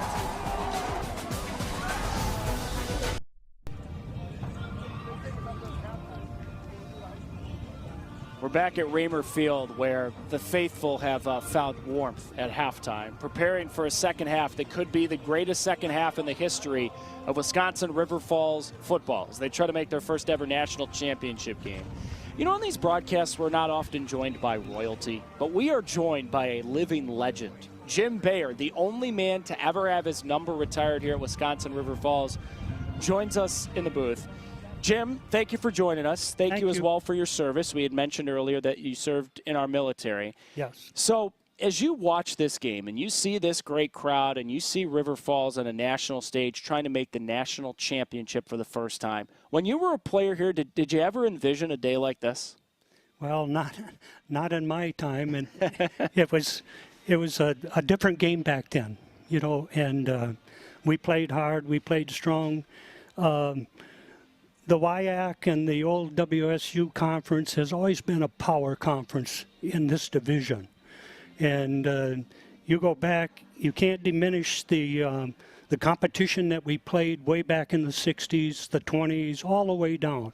And the statistics have shown that we've had national champions coming out of this conference. Mm-hmm. And Whitewater's done it, and River Falls started jumping into the program in the 70s, and 75, 79 was one of their greatest and their first playoff games in that 1979 team. And Coach Farley brought all this into play when he come in here. He had established like 117 records, wins, and like 71 losses during his tenure here at River Falls. I mean, look at that single bar face mask. Yes. That is outstanding stuff, Tyoka. Evan, I know what you're thinking. I didn't play with one of those, all right? Let me just make sure we Yeah. that. But, Jim, you know, one of the best things about playing college football, and I have a group chat with some of the guys I played with at Penn State. We keep in contact. My question is, it's been 60 years. Do you still keep in contact with former teammates? Oh, absolutely. We have a breakfast every month, and we get 8 to 10 players that played in our era, a little behind us. Some coaches come to talk at times, but it's a great group. And we brought in 1963, they brought in 10 quality athletes to this program, and it's been building to this point ever since. Yeah, college football, Evan, the wins and losses are important, but it's the bonds that last forever, right? Because you come together when you're fighting on that field, right? And that just lasts for a lifetime. Absolutely, absolutely. And the city of River Falls now is just a buzz. I mean, they're out supporting their team, and I couldn't be happier with this conference, this team, and I want to assure the people that are out there watching this that there will be no quit in this Falcon team. There never has been, and I don't think there ever will be. So you talk about the community support. Yes. Before we let you go, we all got to go watch the second half here. Tremendous support. But what would it mean, do you think, to the school, the community, to alums like yourself, if they rally back here in the second half and make the national championship game? It means a lot. It means a great accomplishment for the football program, for the university. And you can look around at this stadium, and I want to tell you, it's a great program. It's a great school. Anybody that come out of this school should be very proud. Thank you very much. No, thank you. I think, Tyoka, you got one more question for Jim before I we just let him want to go? know, how much has the game changed? You said it's a different game. What would you say the number one thing that you know is when you watch college football today, this wasn't happening when I was playing? Oh, no. This is so quick. I'm not sure if I could play in this game. I mean, when the ball's placed down, they're ready to play. And I never played on artificial turf. That's a good thing. Those knees are still working because of it. The knees are still good.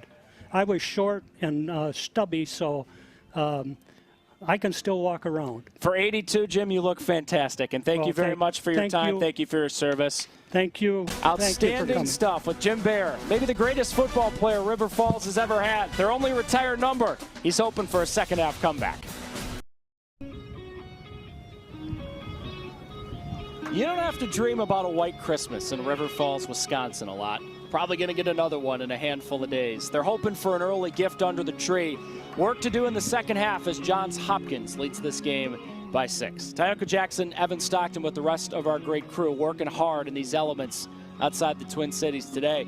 Tyoka, so in that other semifinal in the college football playoff, last I checked, it was 3-0 Miami. This is a totally different football game going on in Division III. Yeah, we got explosive offenses doing what they do, but a lot of times when you get two offenses like this, and they are great, it's going to come down to the defense. Who can make big plays on the defense that will give extra plays to their offense? That's probably going to see who wins this game. This is truly the game. Don't blink, you're going to miss something. There's a whole lot of stuff going on in this football game. The Top Gun offense that everyone talks about for Wisconsin River Falls, they got to it right away.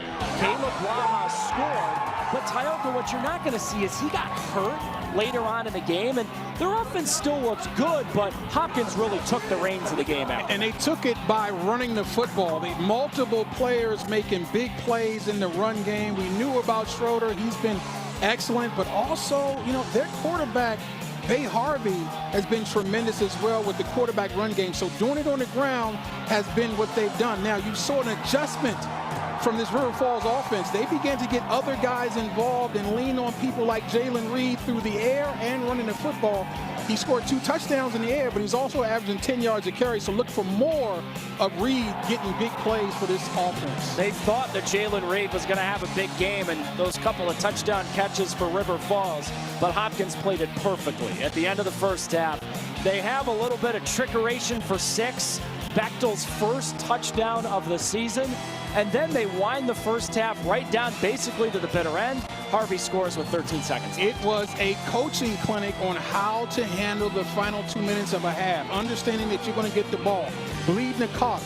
Then when you get in position, score. They're going to get the ball in the second half. This is a very, very critical time for this Wisconsin River Falls team, especially defensively. I mean, look at those rush yards for Hopkins. Nearly 150 in the first half. You'd have to think, as they're about to get the ball to start the second half, they're going to try to pound that rock and kill some clock. No question about it. If they haven't been able to stop you, why change that? However, don't be shocked if you get some play action down the field passes now they've established this running game. The faithful's about to come back into Raymer Field on a chilly day in River Falls, Wisconsin. Just kind of like the real-life version of Bedford Falls. Second half coming up. You're watching the Division III football semifinals on ESPN. Happy Hanukkah if you're already celebrating. Merry Christmas to those celebrating in a couple of days. It is the best time of year all across America. Why did no one tell me Zootopia 2 is playing at the theater here in River Falls? I was looking for something to do when I got into town last night. Evan Stockton, Tyoka Jackson hanging with you. Glad you're watching wherever you are. Coming into this game, Tyoka, we knew these two quarterbacks up for the Division III Heisman, the Gallardi Trophy, were going to play well. Figured they would, but the story right now, Waha, ever since he got injured on the second drive of the game, he's not a threat running the football. Yeah, he's been a different quarterback because of the shoulder. 9 rushing yards? Are you kidding me? This guy came in averaging 5.2 a carry with 15 touchdowns. So that part of the offense is gone. He's now a manager, more of a manager. Even though it's his off arm that's hurt, he's not throwing the football down the field the way he was before the injury. But managing can be enough. It's just now the others are going to have to step up and begin to make plays. Jalen Reed has done that. You need more from Trevor Asher and guys like Austin Rush and others. And so for Bay Harvey, more of the same. In fact, he's been excellent in the run game, more so than we even thought. And so continue running the football with Schroeder and Harvey and let the offensive line control the game. Last week here at Raymer Field, it was the coldest game in the history of the stadium. It was 1 degree at kickoff. It's in the 20s right now, but with those 30-mile-per-hour wind gusts, it feels like it's 2. And a lot of the crowd found warmth in their cars underneath the stands at halftime. They're coming back. They're bundled up, and they're hoping for a second-half comeback. Having played in multiple games that's similar to this, maybe not quite as cold, but having played in Lambeau and other places, you're fine when you're on the field, actually running around and playing. It's the sidelines. That's when the cold begins to take over your body. You got to find a way to keep moving, stay warm, without tiring yourself up on the sidelines. And you'll see guys just sort of doing little jumping jacks and moving around, just trying to stay warm. Sherbel to kick it away. Moore Fields at the 11. Josh Moore. Ooh, he got crushed. Gage Tim smacked him before it could get to the 30. He's the first defensive player of the year in Region 6 in the history of this program. This guy is a football player. It doesn't matter if it's special teams or base defense. He sees ball and hits ball as well as anybody playing D3 in the United States of America. Bay Harvey, you just saw it, 2 running touchdowns, 1 passing in the first half. He now holds the Johns Hopkins record for touchdowns accounted for by any Blue Jay all time. And they've been playing football there since 1882. That's a long time. I don't even know who the president was then. Speaking of political figures, you may or may not know that the current governor of Maryland, Wes Moore, is a Hopkins alum. He played wide receiver at Hopkins. He spoke to the team before last week's game. There's a non-zero chance the governor of Maryland is watching and listening to us right now, Tioka, so we can't screw up. Very slick way of non-zero. I like how you put that. I agree.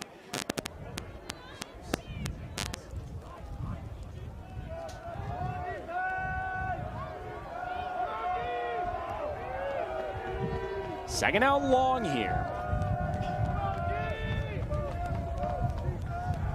Harvey dropping back. Bay Harvey's got the time, and it's incomplete, setting up 3rd down and long. There's also a non-zero chance that Brad Stevens is watching this game. You know him as the guy who's running the shop for the Boston Celtics. He graduated in the same class at DePaul as Matt Walker, the head coach for Wisconsin River Falls. They're really good friends. So we've got a whole bunch of luminaries who may be saying, why watch Miami A&M when we can watch Johns Hopkins, Wisconsin River Falls? That's the real football semifinal today. 100%.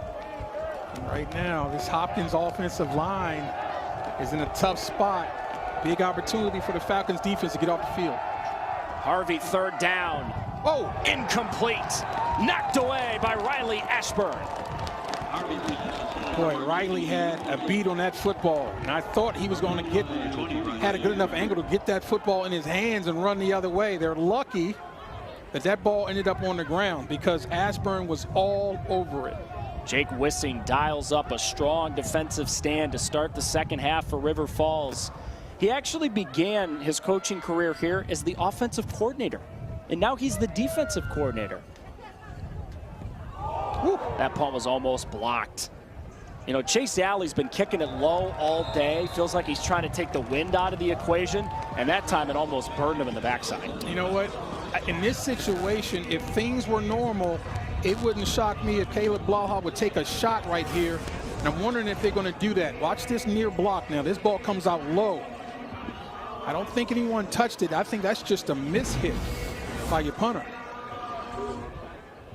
Back to work for an offense that runs more plays faster than anyone in America.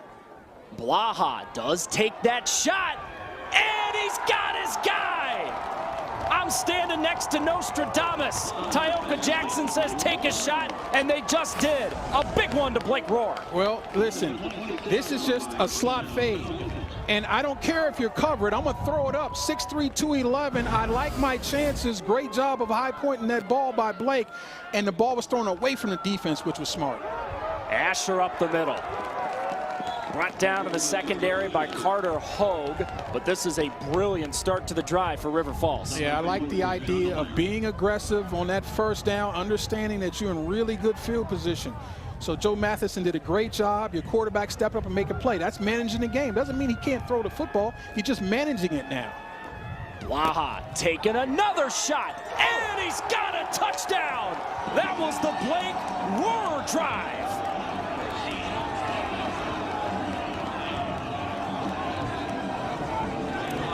So excuse me if you thought managing the game meant we weren't going to take our shots. No, that meant getting the ball to our playmakers and not asking Caleb Blaha to play hero ball. He can still be a hero, just in a different way. And I'm just telling you right now, Rohrer is showing me something. Big, physical, but really soft hands. 5 straight games where Blake Rohrer has caught a touchdown. 9 this season. He leads River Falls. High snap put down, and a pivotal extra point is good. Jake Barnard with excellent work getting that snap down, and excellent work here. Blaha to Rohrer, and River Falls back in front. Lest you think the River Falls offense would go quietly into the chilly afternoon a few days before Christmas, Blaha and Blake Rohrer answer. Number 7 in the middle of your screen in white, that's Carter Hogue. He's playing off man, but he's shading inside as not to give it up. Watch the route. Stick him inside, break out to the corner route, and now he's playing catch up. If the ball is on time and on target, there's no defense of it. What a beautiful throw by Caleb Blaha, and a great route by Rohrer. We are playing a football game in Wisconsin, so it's time to jump around. You gotta love it. We're actually closer to the Twin Cities than we are to Madison, but you gotta find reasons to stay warm. What a crowd at Raymer Field today. Biggest football game in the history of Wisconsin River Falls. Best season they've ever had, and trying to get to the Stag Bowl, the national championship in Division III for the first time ever. And now it's time for Johns Hopkins to answer offensively. They had the ball to start the second half, but they went 3 and out. As perfect an ending to the first half was for Hopkins, that's as perfect as it was for the Falcons to start the second half. You got your 3 and out. Played complimentary football, got the big play on first down offensively, and scored. And so now, as you said, the response has to be good. Shebrel's kick, they let it bounce, and that's such a smart decision by Josh Moore. It's going to give Johns Hopkins really good field position. Kicking team. The ball will be placed at the 35-yard line. First down. I expect this response to be a little different, though. Reestablish that running game. Didn't work in that first drive. But let's go ahead and give Jeff Schroeder an opportunity to see if he can now test this run defense again, continuing to do it. Obviously, you know Harvey has been excellent with the quarterback run game. But I'm looking at number 20, one of my captains now, and saying, hey, let's see if we can lean on you and move this football and get this offense back into a rhythm.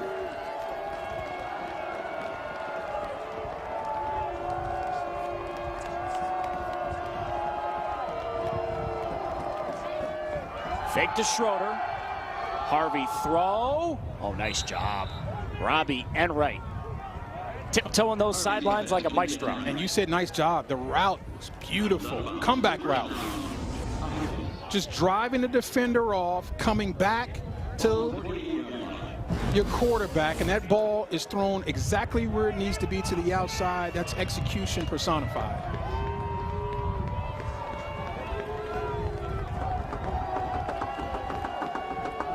Schroeder left. Schroeder room. Jeff Schroeder, another big chunk, working on that left side of the O-line again. It doesn't have to be complicated, folks. If they are having trouble stopping your tailback run, you turn and hand it to your tailback. And the problem is the offensive line is beating the defensive line. They clearly liked the defensive look from River Falls because Hopkins got right to the line so River Falls couldn't sub, but it blows up in their face. Morse tackled by Hall for a loss of 1. And you got to pay this off now. That was really good defense on first down. You got this offense slightly off schedule. More than likely it's going to be a run again, probably by Schroeder. You need to step up.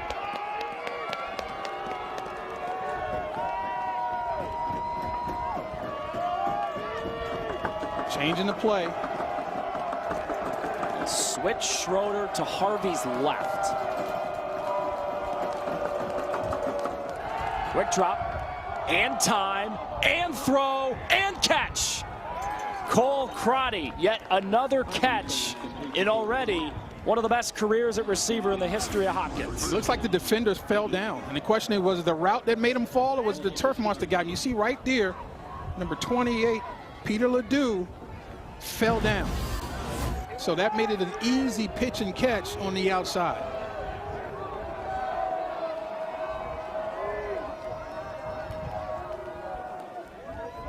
Hopkins patient.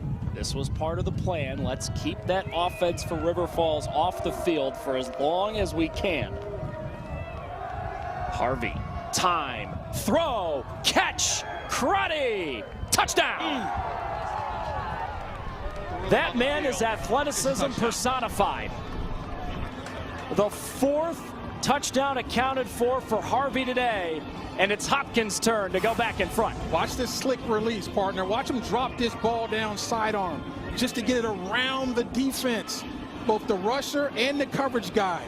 Beautiful job. When I watched this guy, Bay Harvey, on tape, I put down on my card, silky smooth release. His arm talent jumps out at you on tape, and even more so here in person.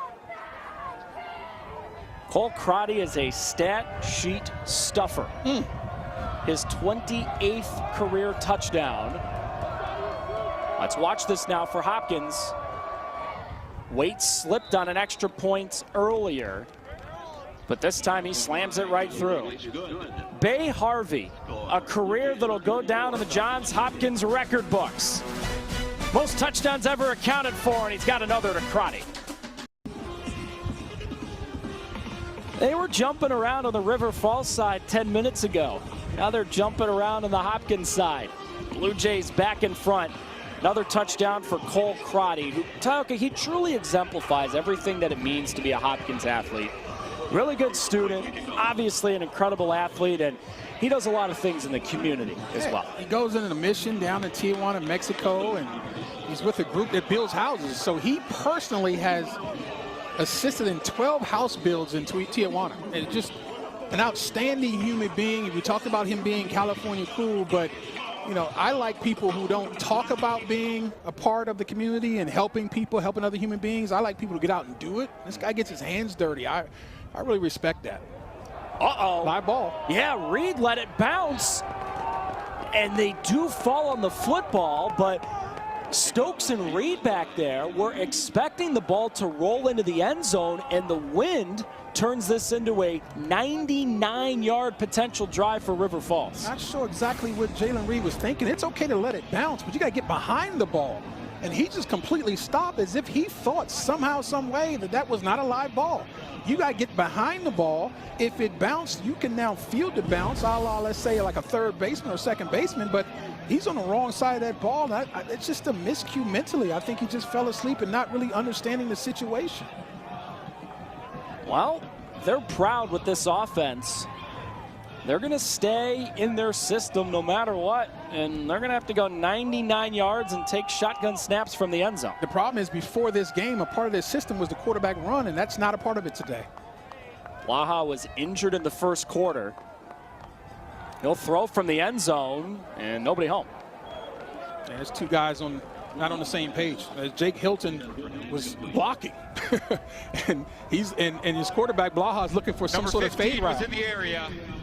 There's no foul for intentional grounding. Second down. Yeah, he was looking for a 50-50 fade up the line, sidelines, and like I said, Hilton was blocking. So just complete miscommunication right there. Free play. Blaha took a shot back of the end zone, and again hoping for Hilton. That time it was too tall. I call that's there's the penalty marker right there. So that they'll be fine there. I think that's going to be offsides. Offside. Defense. Number 90. 5-yard penalty. Second down. That's another drop by these Falcon receivers. And I just don't understand. We didn't see that a lot on tape when I watched these guys. I mean, these guys, and again, he wasn't under arrest. That was an easy catch, 2 hands. That's There's Graham Hodge who moved, yeah. Empty ball's got to come out quick. It does. They got Reed, and he got crushed. Carson Bordeaux with a big hit. Carson just so happy to play in this game. Last year's semifinal that Hopkins lost in the snow at Mount Union, Carson got injured 5 plays into the game. We asked him, you excited to play in this game, Carson? And he just said, yes. It looked like Ivan Drago in Rocky IV. I'm ready for this game. And I asked him about his superpower. He said, I just love to run around and hit people. I said, that's good enough for me.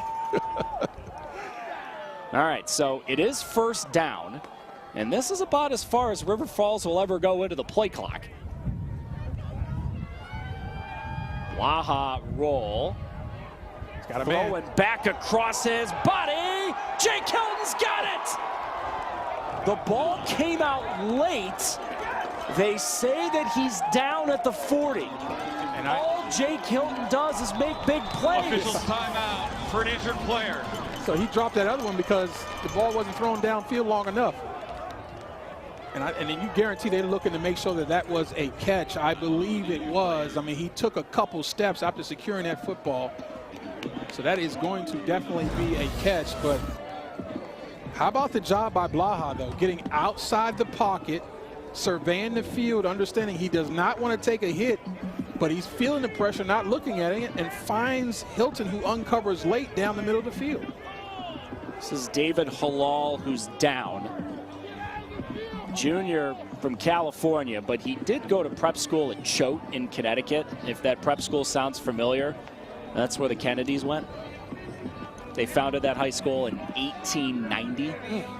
There are a bunch of guys on this Hopkins team where you go, wait, that prep school sounds familiar. Oh yeah, president went there. Oh yeah, they founded it before, you know, we had sliced bread. There's a lot of guys who went to high-profile high schools and prep schools on Johns Hopkins, as you would guess. Special place. Like I said, it takes a special type of player who is into challenging himself mentally and physically to play at a school like Hopkins. And, you know, I've got a fond place in my heart. Yes, when my dad beat prostate cancer, getting his surgery at Hopkins, did an excellent job. World-renowned medical school and medical center there. Caleb Blaha slinging it again. Coming up on 300 yards. Roll to the left. Getting away from pressure and falling down hard. Graham Hodge got to him. And now we have an offensive lineman slow to get up for River Falls. Timeout for an injured player. It's Peyton Kopp.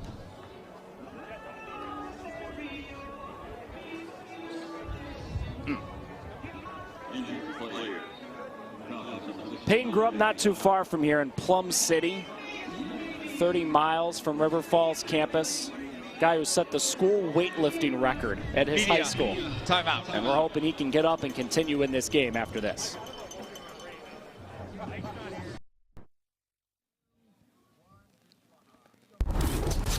Caleb Blaha, one of the finest quarterbacks in the history of River Falls football. In the biggest game the program's ever played, he's making it happen, Tioka. And he's doing it in pain, showing his toughness. It takes a tremendous amount of mental toughness to play through the pain and drop dimes. It's not his throwing arm, but folks, make no mistake about it. When you get a shoulder that's hurt, all your upper body movement is going to tax that joint. There's no question about it. So he's feeling it on every throw. But we talked about him now becoming a game manager. This is what it looks like. They're not asking him to be explosive in the run game, but they're still asking him to be explosive in the pass game. Run Trevor Asher. His tackle in the open field, wrapped up by his shoelaces by Browning Trainer. The junior from Nashville who went to the same high school, Montgomery Bell Academy, as Marcel Reed of A&M, who's down by 7 right now with 2 minutes to go. Caleb Blaha with room, sacrificing his body. That looked a little bit like John Elway in the Super Bowl, diving ahead for a first down. How about that? Again, the toughness. And I told you again, not the explosive run plays. This is the first time we've seen him run in between the tackles since the injury. Everything else has been outside, and he's been looking to slide. Not that time. Ruling on the field of the runner being behind the gain is under further review. Shocker, the crowd doesn't like it. They're like, let him play. And I'm surprised they didn't get the ball snapped as fast as they go, and you can best believe they were trying. I mean, seriously, you got to give Caleb Blaha so much love today. Blaha gets hurt on the second drive of the game. He came out for a handful of plays. As you're saying, Tyoka, he clearly is not 100%. But as Matt Walker, their coach always says, strap it up. We got to get this thing to the finish line. We got to get to the national championship game for the first time. He is personifying that right now. So again, here comes a quarterback counter. Now here, watch him put his shoulder down and dive for the first and deliver a blow on that hurt left shoulder. Are you kidding me? Watch him finish this run and watch the left shoulder hit the defender right there. Finishing falling forward, understanding I need to get this first down. That's the type of toughness and competitiveness that you love to see at the quarterback position, and Blaha's got it in spades. After review, the ruling on the field is upheld. First down, River Falls. What they do in that halftime locker room to get that shoulder feeling a little bit better? He felt good with throwing it in there, didn't he? A little icy hot, maybe a little massage. Tyoka, you would know better than me. Sometimes you just got to get a little extra something at halftime to get to the finish line of a football game. Blaha going deep again, and he missed the man he wanted that time. Looking for Ben Wisłowski. Ben's the guy who came in and played quarterback for Caleb Blaha when he was injured in the first quarter. And he got a couple snaps at quarterback last year, so I guess we shouldn't have been as shocked as we were, but I know they're glad to have 14 back there. Nice catch. Austin Rush went up high to get it, and then Jack Schondelmeyer got him to the turf. Number 24 for Hopkins, a big Georgia Bulldog fan. He will be closely following their playoff run the rest of the way. Yeah, that's one of the first times we've seen Rush. He's an outstanding player. 68 catches, 8 touchdowns coming into this game. He's their leading receiver. This is a very, very important flag. As it stands, it's 3rd and 5. Snap infraction. Offense, number 62. 5-yard penalty, 3rd down. How does this change the play call now? Well, first of all, that's a terrible mistake to false start in your own field, but I think it changes it a lot. If you're trying to set up for a field goal, now I think the strategy is set up for 2 more downs. So you don't have to get all 10 on this play. You can get a minimum amount of yardage and set up for a 4th and short, and you'll be fine. Deep drop. Blaha taking a shot, going for it all. There's the flags. Blake Rohr, who's already caught a touchdown in this 3rd quarter, was tackled by Brian Doherty. Yeah, I mean, and he wasn't turned around, had no eyes on the ball. If you're going to make contact, and I don't want you to make contact, but if you're going to make contact, you need to be looking back. Defense, number 19, 15-yard penalty, automatic, 1st down. Hands all over the receiver. Again, you cannot touch the guy beyond 5. And he's sort of grabbing him for the last 10 yards of the play, so easy call for the officials. Again, you don't want to touch a guy, but if you're looking back trying to find the ball and make contact, they'll usually let it go. He had his back to the ball, reaching out and grabbing the receiver, easy. And remember, in college, that is a smart penalty if there's such a thing. In the NFL, they put that ball at the 2-yard line. Blaha throwing deep again, and he's got his guy again. Jake Hilton, his 3rd touchdown in the last 2 weeks. How about that Selly swapping up the chips? I love it. You see Hilton drop a couple of footballs, but he's come alive now. 6'5", has all the advantage in the world against these corners, who are 5'11" and 6 foot. And Carson Bordeaux talked about how big these receivers are, and they're going to have to be a problem. Play, unsportsmanlike conduct. Offense, number 15, is first in the game. That 15-yard penalty will be enforced on the try. How about that physical release, though, by Jake Hilton? Gets off the press coverage. The ball was thrown perfectly, sort of a back shoulder jump ball. And he's got 6 inches on Tyler DeSilva, and he used every single one of them to make that catch. Well, because he just got that penalty, this turns into a long extra point from Justin Chevrolet on a windy day. From this range, the wind has gotten a hold of kicks. This is to put River Falls back in front, and the kick is no good. Ooh. Jake Hilton, that was a great touchdown catch, but he celebrated too much and he cost his team. This game is still tied. How about that? Knew something was wrong when I was complimenting Selly, right? Here's the penalty to set up the touchdown.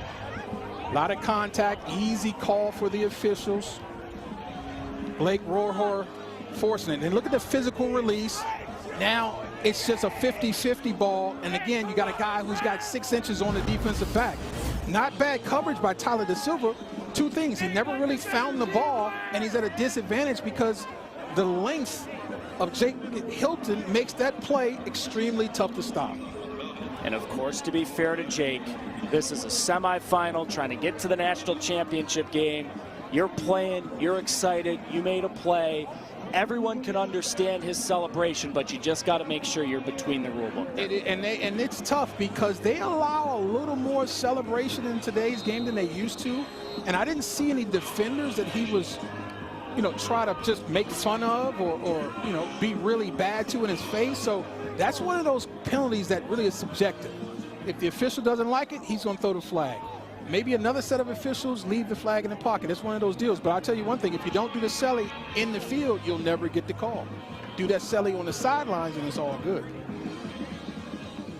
The wind is the other team that each team is playing today. River Falls and Johns Hopkins are playing one another and Mother Nature. She has made her effect very obvious on this game. I'm playing against the hunger pains I'm feeling right now because I haven't eaten today. Does that count for anything or no? In your own mind, Tyler, it absolutely does. It absolutely does.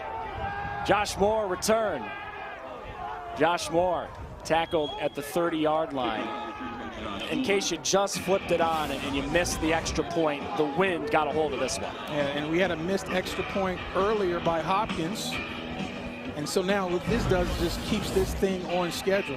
But the wind is insane and it feels like that's the thing that's diabolical to me. It's 17 degrees, but not to your skin. It's only 1 degree. And let's not forget, 32 degrees is freezing. So that's 31 degrees. It feels like 31 degrees below freezing. As every Midwesterner has said 5,000 times in their lives, it wouldn't be so bad without the wind. Bay Harvey and Hopkins back to work. Quick drop. Losing time. Spins away from Noah Nussbaum and turns negative into positive. It's a gain of 4 on first down. 2 things right off the bat. The outstanding coverage from the Falcons secondary. But again, the offensive line, how about the time? Just standing there, patting the ball, looking, and still enough room to get 5 yards on the scramble. The offensive line is balling.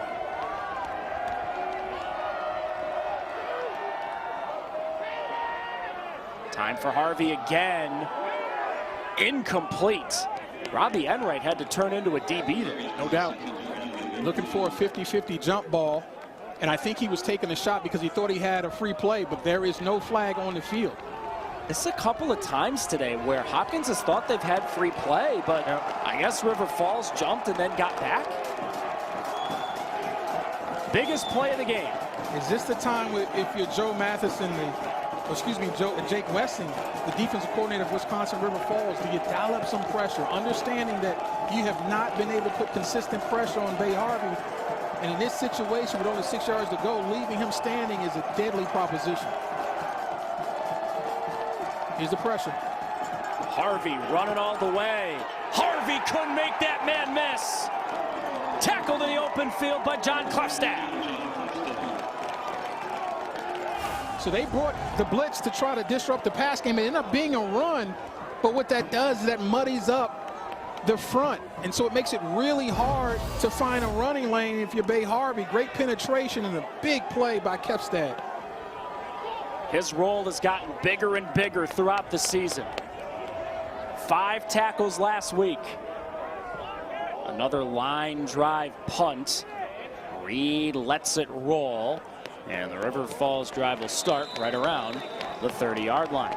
The Division III playoffs continue with the championship game, the Stag Bowl, January 4th on ESPN. For more information, visit NCAA.com, the home for all NCAA championships. Their facilities here at Wisconsin River Falls are beautiful. They've spent over $50 million on these facilities within the last couple of decades. And there are some of those facilities right there. 50 M's. Yeah. That's a lot of money. That's how much they're paying you to do this game, right? I wish that they paid me a fraction of that, sir. Wide open man over the middle. It's Blake Rohrer. Blake Rohrer, in the biggest half in the history of Wisconsin River Falls football, has come alive. Just a crossing route. There's 2 ways to get deep in college football. Straight down the field and then running across. That looked like zone coverage, though. He should have had a defender show up. I saw nobody until it was too late. Handoff, Reed. Room left side. Look at the speed from Jalen Reed. Caught a couple of touchdowns in the first half, and he just got a big chunk run halfway into the 3rd quarter. Outside zone, and nobody showed up to set the edge. No edge defender. And that's just an easy run, just sprinting to the outside. I'm really surprised he ran out of bounds on his own. Blaha, throw. It's caught for a touchdown. They had a free play. Why not take a shot? And Blake Rohrer makes another catch. He's their deep shot guy. Another long, angular player, 6'3", 211 Offside. pounds. Defense, number 6. That penalty is declined. The result of the play is a touchdown. Came into this game tied with Austin Rush with 8 touchdowns. Correction, number 96. 96. Great protection, clean pocket, and just another 50-50 ball, asking your guy to win one-on-one. And right now the secondary of the Blue Jays are getting challenged, and they're failing these challenges.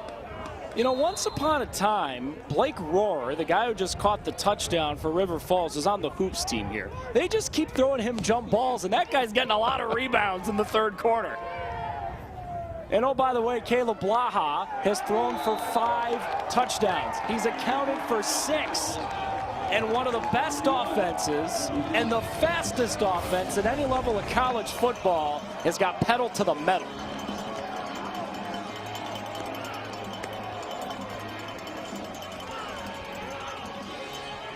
Zoom out here, right?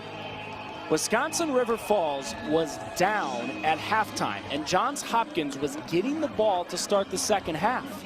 It's a River Falls team that threw an interception with 4 seconds remaining in the 2nd quarter. Hopkins easily could have made a field goal and gone up by 2 scores, but Hopkins misses that field goal. Hopkins can't score. They go 3 and out on their first drive of this 3rd quarter, and River Falls has taken control of this game back. And it's the complementary football that we've seen them play all year. That's what got them there. The defense getting off the field on 3rd down, and then the offense taking the football and scoring with it. Both big plays through the air, and then the efficient plays that drive the ball down the field through the air. This is the best passing offense in D3, and you're seeing it live right now. Shebrel kick. Josh Moore return. Fields it at the 6. Coming left. Flag way behind the play. The whole crowd here at Raymer Field knew it before they threw that flag. It's going to be a hold and a long field for Hopkins. Great job of selling it, too, from the River Falls During the return coverage guy. Return team number 19. That penalty enforced half the distance to the goal. 1st down. Hopkins. Man, we got to give some love to the crowd here at Raymer Field. It feels like 1 degree outside. I don't even know if it's this cold in the North Pole right now. But this is truly, as Jim was telling us, Jim Bayer was at halftime, Tioka, this is one of the biggest days in the history of this town. And they're frozen on the Hopkins side right now. And, yeah, they're also frozen over on this side, but they got frozen smiles on their faces. That's right. And they've got a great opportunity defensively to pin this offense down and force a punt that may be in the end zone. Critical stage now for the Blue Jay offense.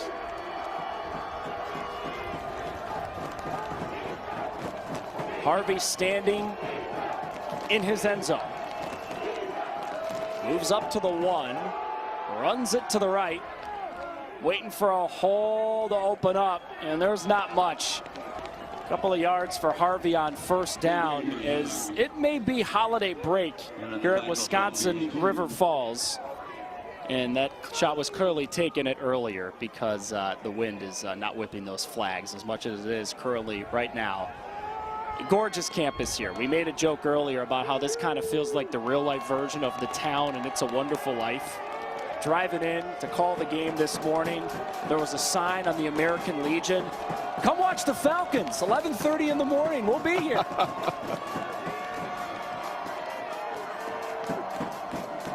Still a long way to go, but they're feeling good.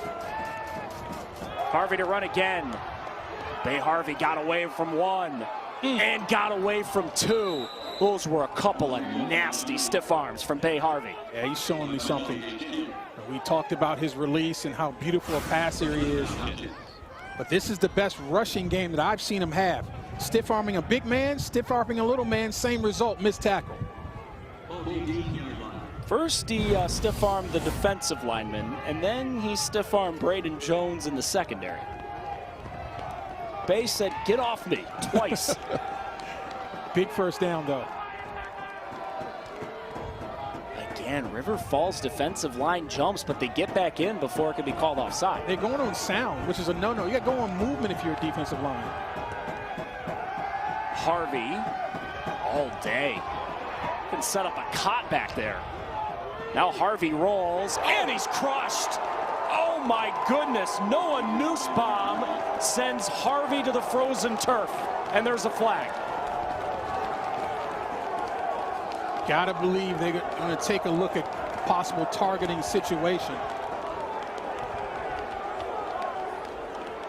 You just hope Bay Harvey's all right. This is the type of hit you do not want to take on frozen turf.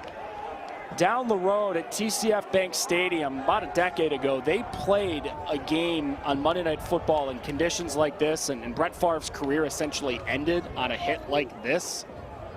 You hope Harvey's okay, and there's no malicious intent on this hit, but personal foul. He got crushed. Targeting, defense. This play is under further review. And now everyone rooting for Hopkins football holds their breath. So he's a runner. He's not a defensive player. So you need a launch, and you're looking for the contact with the helmet. That definitely is contact to the head and neck area of Bay Harvey. But I don't think the defender's head is involved. He does drop his head, though. Oh, yeah, there it is. So he drops his head and looks like he makes contact with the crown of the head. That, to me, looks like textbook targeting. And this is the thing that's tough as a defender, Tioka. You know this better than me, right? So Bay Harvey, he's kind of in that no man's land where he's trying to go down. Yep. And Noah Nussbaum's coming in. He's a football player. He's just trying to make a play. Well, it turns into a potential targeting penalty. And I think the key for Noah is that you have to keep your head up. See what you hit. Yeah. He dropped his helmet. I understand you can't control how low Bay Harvey does, but what you can control is bowing your neck. Watch the helmet drop down. You see that? That's as soon as you get in that position, if you make contact with the offensive player with that helmet, it's going to be a penalty. Keep your eyes up, and guess who that protects? It protects the tackler. You do not want to stiffen your neck and elongate that neck on contact. There is no foul for targeting. Number 46 can stay in the game. Yeah, and this is just one of many situations that tells me I have no idea what targeting is, because I thought I saw contact with the crown. And you're not going to see it a great look at it from that position. It looks like shoulder, but from the other angle, I thought I saw some contact with the drop helmet. So now the attention turns to Bay Harvey. Yeah. And can he do what Blaha did, and that's come off the bench, injured, sore, and get back into the football game? We sure hope he does. And now we see who takes the snaps at quarterback for Johns Hopkins. It's Luke Baker, the sophomore from California. It was a transfer from Sacramento State. Power in their own right. Ethan Lawler was listed as the backup quarterback, but with your season on the line, you got to go with what you feel most comfortable with, and they're comfortable with Luke Baker, who's thrown 10 passes all season. Not a lot of tape on him. That could be a good thing or a bad thing. Yep. But the conventional wisdom is whenever the backup quarterback comes in who hasn't played a lot, you blitz him. And that's exactly what happened on the other side. B.J. Hill decided to come after the backup quarterback who was a receiver, and he kept doing it. Dan Waddick has got to be careful here. Trust me, I understand him being frustrated, but he's at risk of getting kicked out of the game here. And you got to believe it's because of the no calling and targeting, right? Yeah, and again, you can 1,000% understand his frustration, and credit to the officiating crew here for letting him get his piece in. My guess is he's probably saw a replay of it, partner. Yeah. So Luke Baker's in. Bay Harvey's out for now. Baker, check down. Schroeder's wide open. Went through his progressions, and Jeff Schroeder was all alone. Great job by Baker. Coming into a playoff game, a semifinal game, and has the wherewithal to trust his offensive line and go through his progressions. Are you kidding me? That pocket was nice and comfortable, and that's a great job of taking the check down and getting the first down.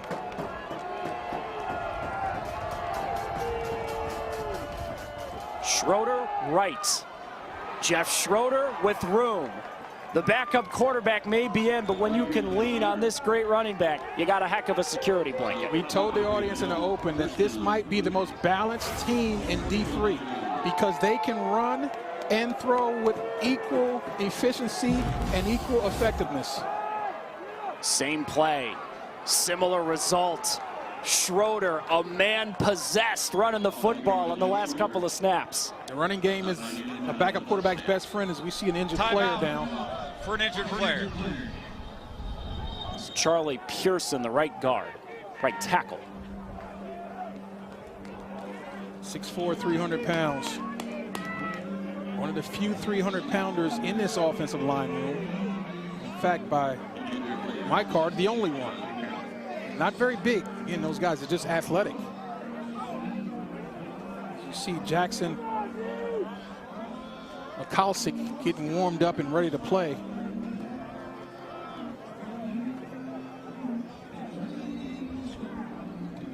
Charlie Pearson, the senior from Rumson, New Jersey. Footballing family. His dad, David, played college football at Brown. Let's watch the top right of the screen here. He's getting the block. Does a heck of a job of turning out the defender. Now, see the back of 66. Let's see what happens with the lower body right there. The defender rolls up on it. Looked like Riley Ashburn looked like. Number 20, black. You hate to see that. Those are the ones that scare you. And he was doing an excellent job of blocking, doing his job perfectly. Whenever you can close the gate on the defender, turn your back so that the running back can see an easy cut lane. I mean, that's a beautiful job. By the way, they're working on Bay Harvey on that sideline after he took that big-time hit from Noah Nussbaum. Looks like he's gimpy on his lower leg as well. They put a sleeve on it. He's going to try to warm that thing back up. I mean, the subplots in this game are extraordinary. Right? You got two programs trying to make a national championship for the first time. You got two quarterbacks coming in who are up for the Ghilardi Trophy. That's the Division III equivalent of the Heisman. They've both injured and left the game at some point. And now Johns Hopkins with their backup quarterback on one of their best drives of the second half sees one of the best members of their offensive line leave with injury. And he took care of the football as well. Now Harvey's back on the field. Now how does his game change? He's been amazing on the ground. He has a lower body injury. Can he still be able to run the football as well as he's been doing it all game? Fake. Harvey. Throw. Incomplete. Dropped it. Robbie Enright couldn't hang on. He just flat dropped it. Whenever your quarterback is injured and hurting, everybody else's concentration and execution level has to rise to pick up for it. Easy catch, really. Great route, comeback route on the outside. The ball was where it needs to be. He just flat dropped it. Now, Bay Harvey didn't look as fluid on that rollout as he's been looking all game. So I should continue to check to see if they continue to call the quarterback runs, which have been so effective. Took a big hit earlier on this drive, and Bay's back in. Middle screen. Cole Crotty waiting for blocks. He gets one more. He may be gone. Gage Tim got him from behind. How about the pursuit by Tim? If you don't get number 12 blocked, he's going to find the football because he's not going to low. And when you throw those outside screens, you're hoping the defensive line is going to be lazy. You're hoping inside defenders aren't going to run in the ball. Well, you can't hope that with Gage Tim. He's running and playing hard every play.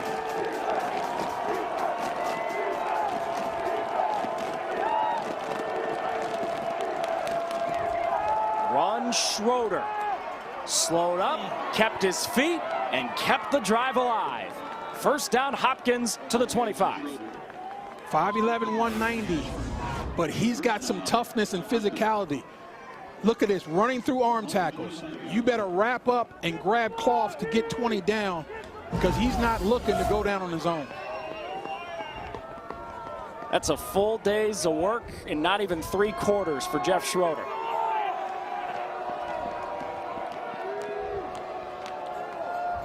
High snap, Harvey got it down, and Schroeder was crushed. Oh boy, you talk about a big hit. Connor McKenzie laid the lick. That's how you tackle Jeff Schroeder. See the difference between the last play and this one? Chest him up, wrap your arms, and run your feet. Beautiful job by Connor McKenzie. Hopkins got to snap it one more time at least in a third quarter where River Falls has regained control. 2 teams trying to make the Stag Bowl for the first time ever.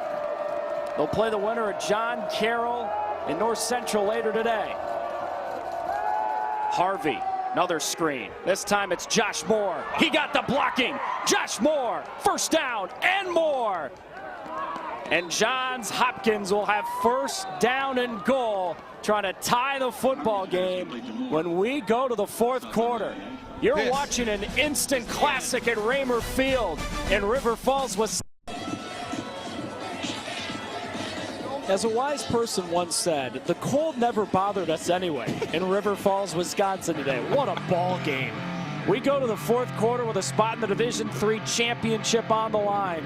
And the 2 guys, Tioka Jackson, that we highlighted at the top of the show, the 2 guys up for the Gallardi Trophy, the equivalent of the Heisman at the Division III level.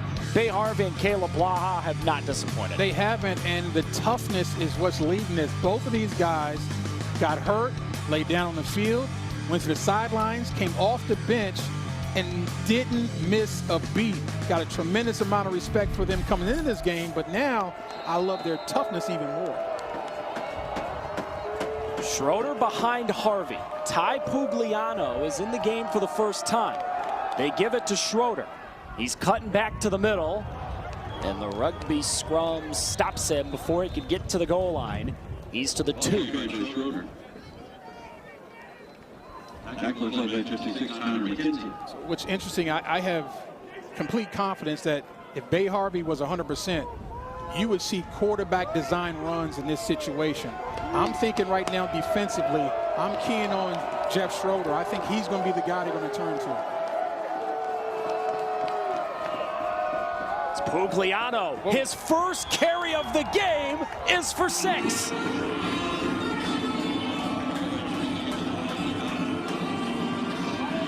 How about that for a change-up if you're Alex Havardis?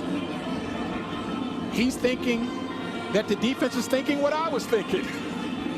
Look at number 20. Well, number 20 is the lead blocker on this one. And Pugliano says, I can run it too. 5'11", 195-pound junior. North Medford High School, stand up. Always got to watch extra points in the operation on a frigid, windy day. They get the snap down, and the extra point is good. We are tied again, 41-all, in a game they'll be talking about forever in River Falls, Wisconsin. Ty Pugliano's first carry of the ball game has tied us up again. What a drive. Hopkins backed into a corner and they just tied it up. 13 plays, 94 yards in just over 6 minutes. But they're about to give the ball back to an offense that they've nicknamed Top Gun because of how fast they go and how many plays they run. Offense for River Falls that averages 30 more plays than their opponents per game, 241 more snaps than their opponent all season long.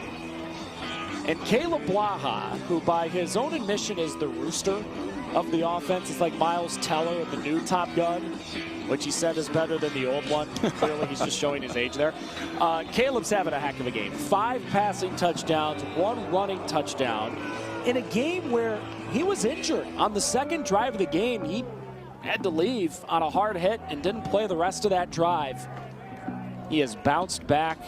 He has played one of the games of his life in the biggest game in the history of Wisconsin River Falls football. Matt Walker's program trying to get to the national championship game for the first time ever. Again, they got a hold on the kickoff because the wind is playing tricks. And they will return this with Jalen Reed. And that was not a good decision. Jalen Reed can't even get to the 20-yard line. River Falls offense, Tyelka, sometimes it doesn't matter where you start them because they'll just make big play after big play. Yes, those big plays have been the hallmark of this team all year. And obviously, Blake Roher has been a huge part of that. And Jalen Reed had a terrific first half, and he's picking it up in the second half where he left off. But Blake, I tell you, 2 catches for 63 yards and a touchdown, over 30 yards a catch. That's pretty good.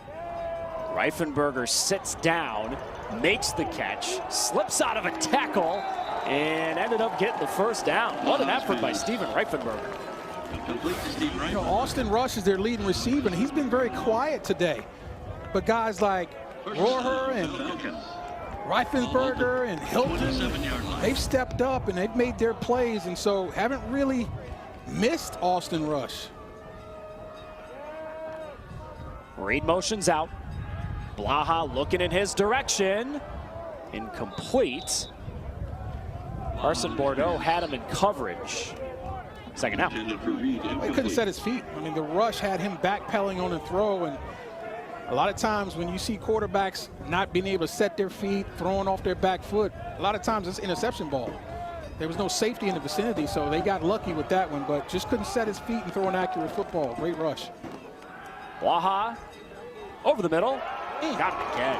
Jake Hilton got hit hard from Carson Bordeaux, but he hung on and moved the sticks. So we've seen a lot of 50-50 balls, go routes, and crossing routes. This time, you're going to see Blaha just throw it to a tight window and put some mustard on it. Had to zip it in there because the window was closing fast. Great job right there by Hilton. Still going quick. Pressure coming. Blaha got away. Late hit. No call.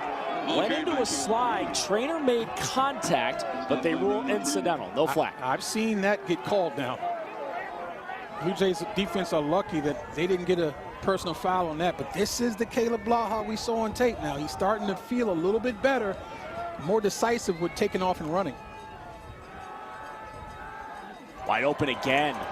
Reifenberger was in the middle of a 3 wide receiver stack and he slipped free. Yeah, and the reason is he's the outside receiver. You're going to see Daniel Stokes clear out. Timeout. For an injured player.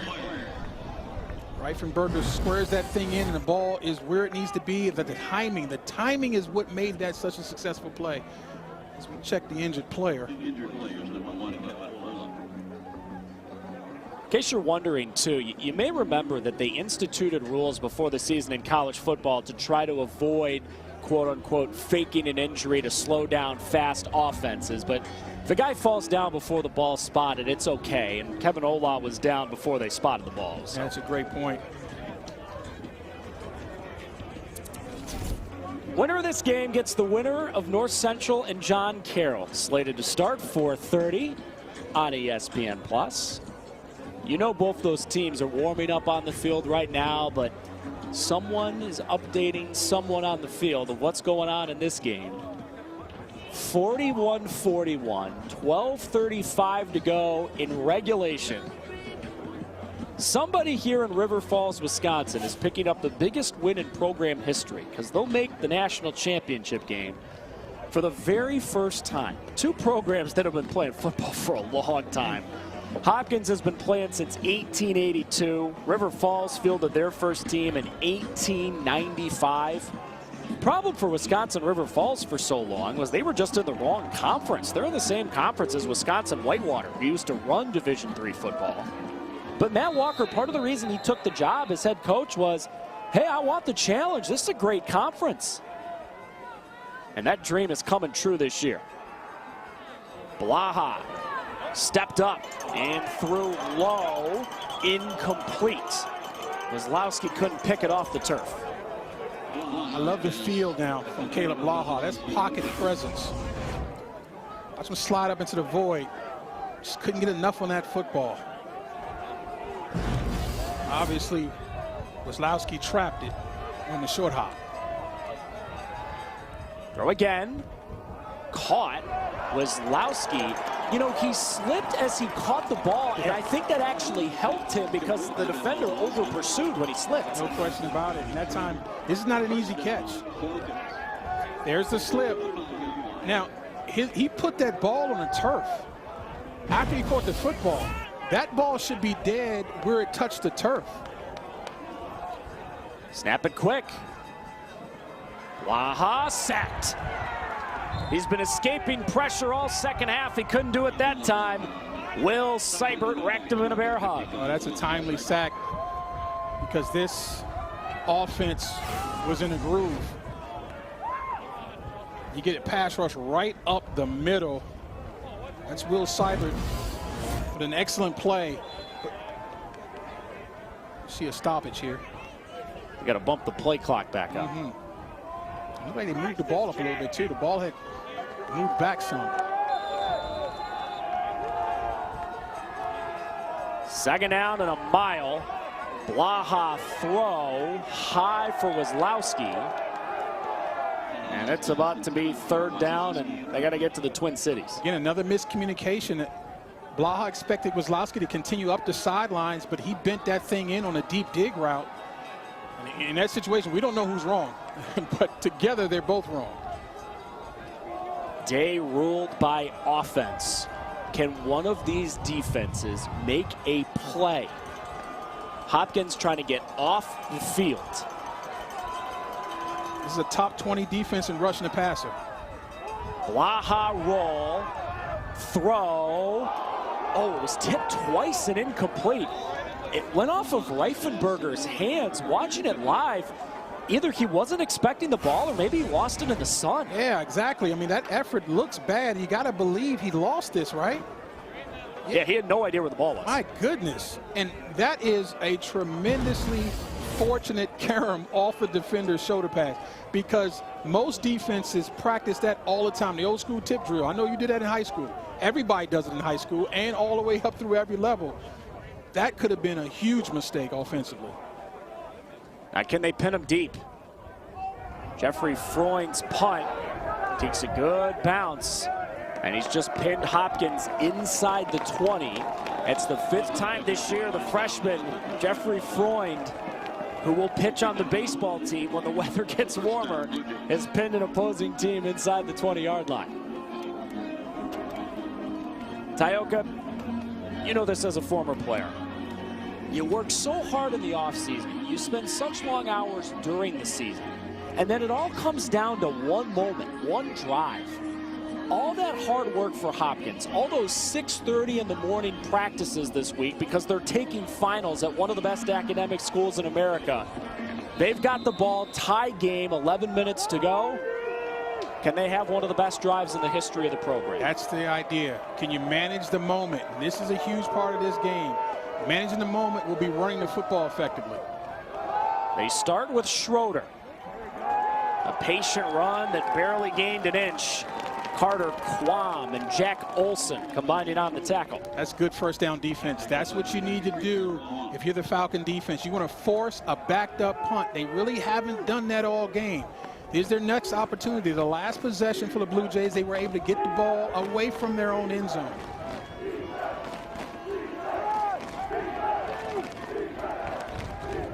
Raymer Field, not frozen yet. The crowd that's here is making some more noise.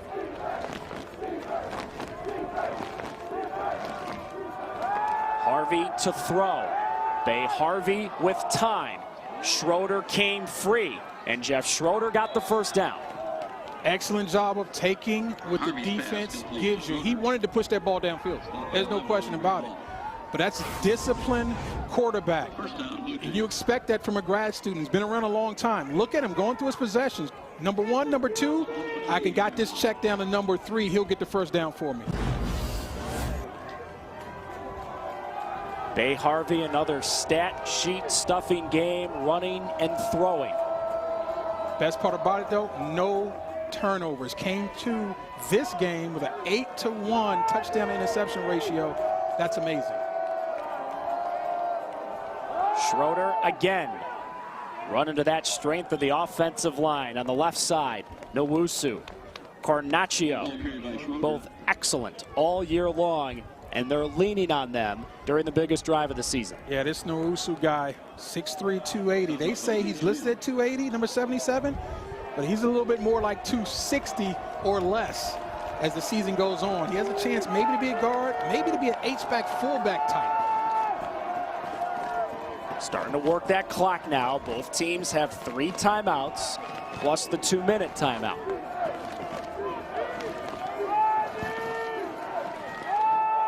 Schroeder again. Room again. Another first down for Johns Hopkins. Taylor Susner made the tackle. We talked about managing the moment.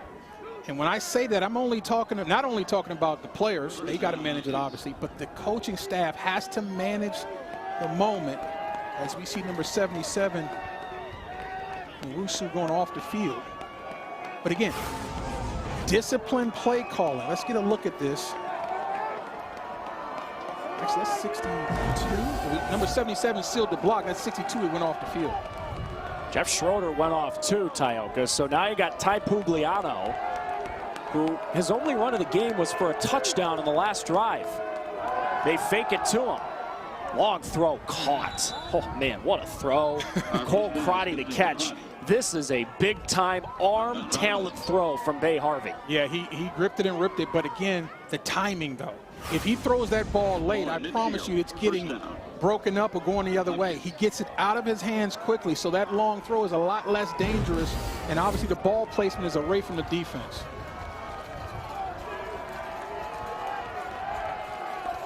A drive that started inside the 15 is to midfield.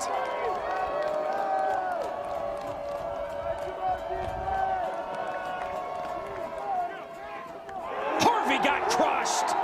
Look out from behind. Jack Olson, hello. That's a dream scenario for an edge defender. Allow me to be unblocked and run at the quarterback. But can you make the tackle? The answer is yes, because I'm getting there so fast. Huge hit right there. Jack, a guy grew up 20 minutes away in Prescott, Wisconsin. Coming up on 15 career sacks. One of the biggest of his career. That big hit has got the big crowd back into this game. Whistles. No play. Hopkins calls timeout. Prior to the snap, timeout. Hopkins, their first. 30 seconds. It's a great timeout because I think that screen was going nowhere. Nowhere fast. River Falls defensively were all over it. I think you're going to see a tip ball right there. That's Connor McKenzie. And then even if the offensive player had caught it with so many defenders, so many black shirts in the area, he was going nowhere. Let's think about this now from the Wisconsin River Falls Game clock operator, perspective. please put 7:01 on the clock. 7:01. Two teams that have played hard schedules.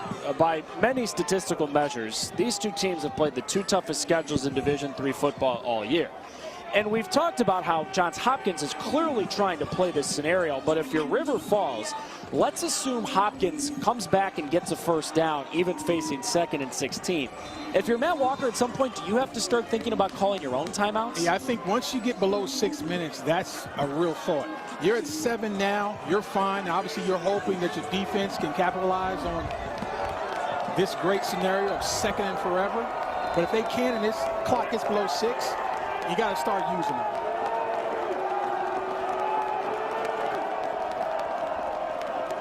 Pugliano remains in. They fake it to him. Harvey thrown off his back foot, and it's incomplete. Cole Crotty had a step, and then out of nowhere, Andre Hall knocked it away. Holding. Offense. Number 72. That penalty is declined. 3rd down.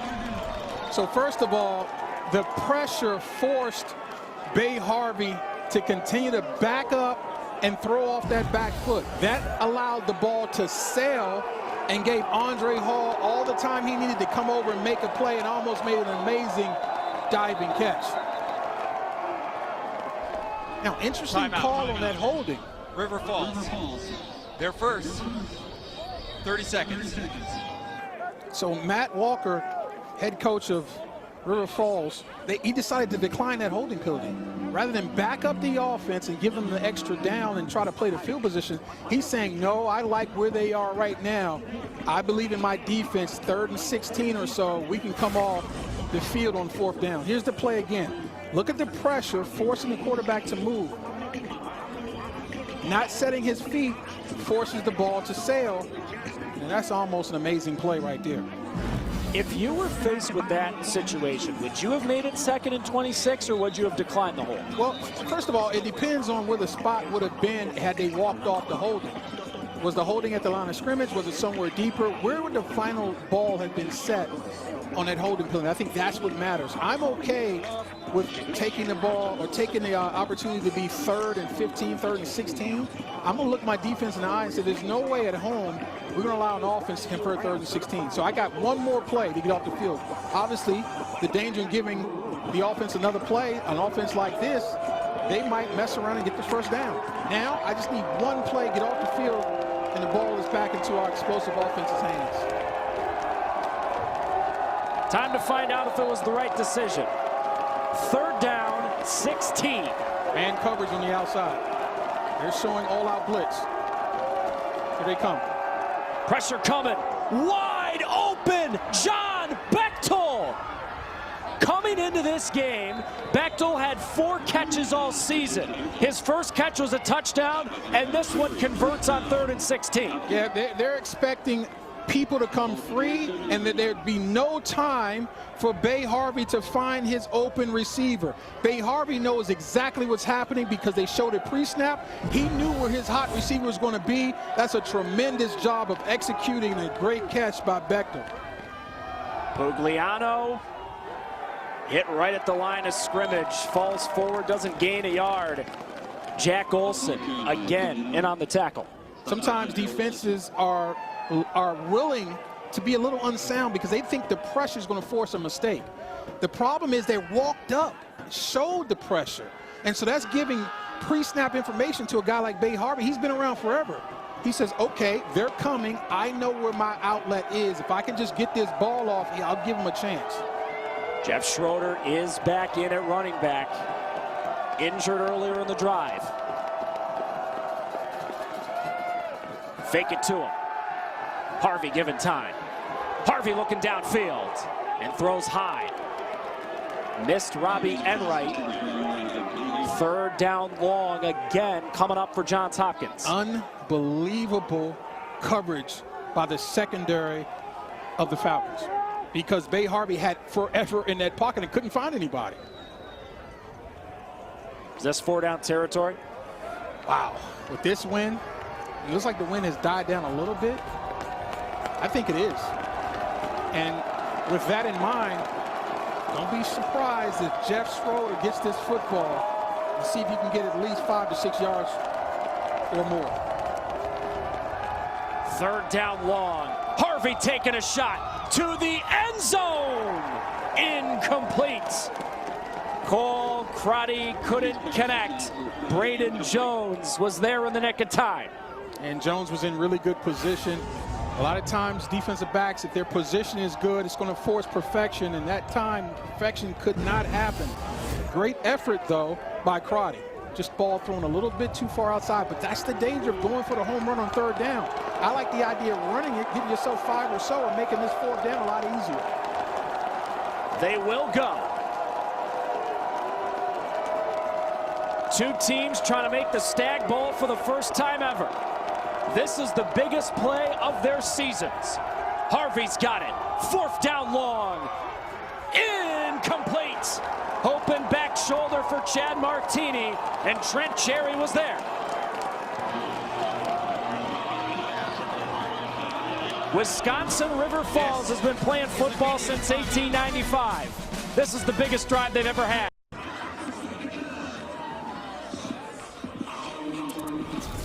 Whoever wins this instant classic at Raymer Field in River Falls, Wisconsin, will play the winner of North Central and John Carroll.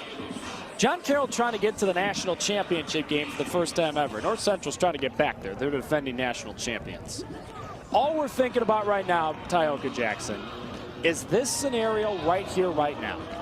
A River Falls program that, until COVID happened, had 19 straight losing seasons from 2001 to 2019.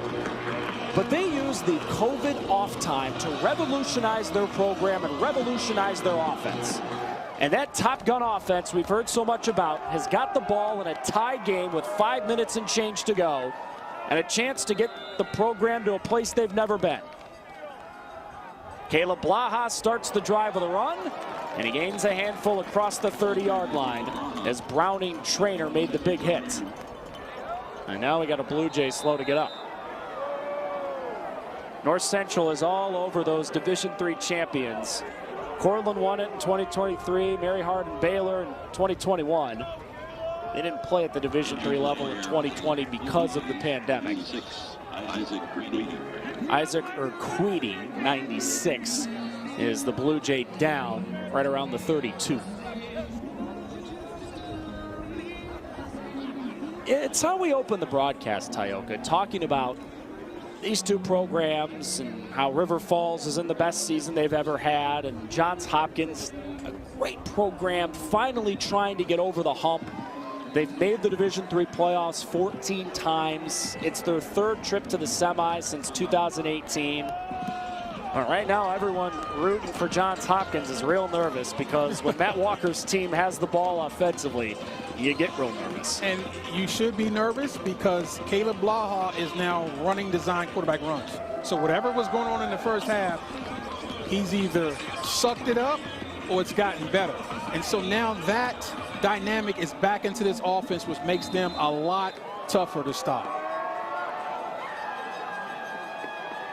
Jalen Reed motions out. Blaha. It's caught! How? It's into the arms of Blake Rohr, and that's the type of play that makes you believe it's your day. That's right. This is an interception ball all day. First, he got tipped 3 times. My goodness. Rohr, Johnny on the spot. Blaha to throw again. Contested ball. Rohr's got it again. And the biggest drive in the history of River Falls football is across midfield. Yeah, that's probably, that for me, that might be the best throw today by Blaha, because the margin for error was tiny, and he fit it in anyway. Blaha, throw, rush, catch. Telka, I want to think about this too, right? We've talked so much about the pace of River Falls, but their coaching staff told us when time and score dictate, we will slow it down. I wonder if they start playing clock here at some point. Yeah, and you see right here, they are slowing it down to your point, but you got to be really careful with that. You don't want to get out of your identity. You don't want to try to turn into something else. The most important thing to do is score, but if you can have your cake and eat it too, you want to score with less than a minute to go. Blaha fields and throws incomplete. Again, that Sun is playing tricks on guys. I wonder if the middle linebacker, Jack Smith, if he didn't get affected by the sun, because that ball was coming right to him. Another interception ball. When I was a player in the NFL, I used to say, Brett Favre would throw you 2 or 3 interception balls a game. The question is, can you catch them? And so right now, the Blue Jay defense, they aren't able to catch these balls that come into them. And like you said, maybe the sun is a factor. This is something new here at Raymer Field. They've never played a game this late in the year. Blaha, throw, and it's caught again. Jake Hilton, a big play machine the last 2 weeks. They're into the red zone. Yeah, right up the seam, love the throw, kept him away from the big hit from the safety. That's a beautiful job of not leading your receiver into safety, but hold up, not so fast. The officials are having a discussion, and I don't see a flag on the field, but they've got to be talking about a penalty.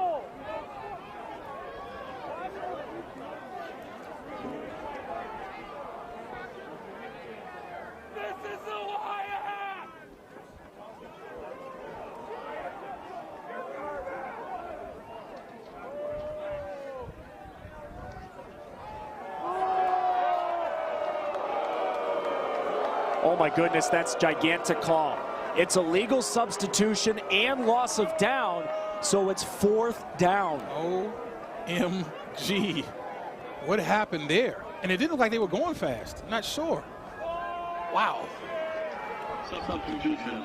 They may have illegally substituted the running backs. So does that mean there were more than 11 guys in the huddle? That's... Will someone not report? Well, Tioka, for now, they've got the offense on the field, and they are going to go. How about this decision?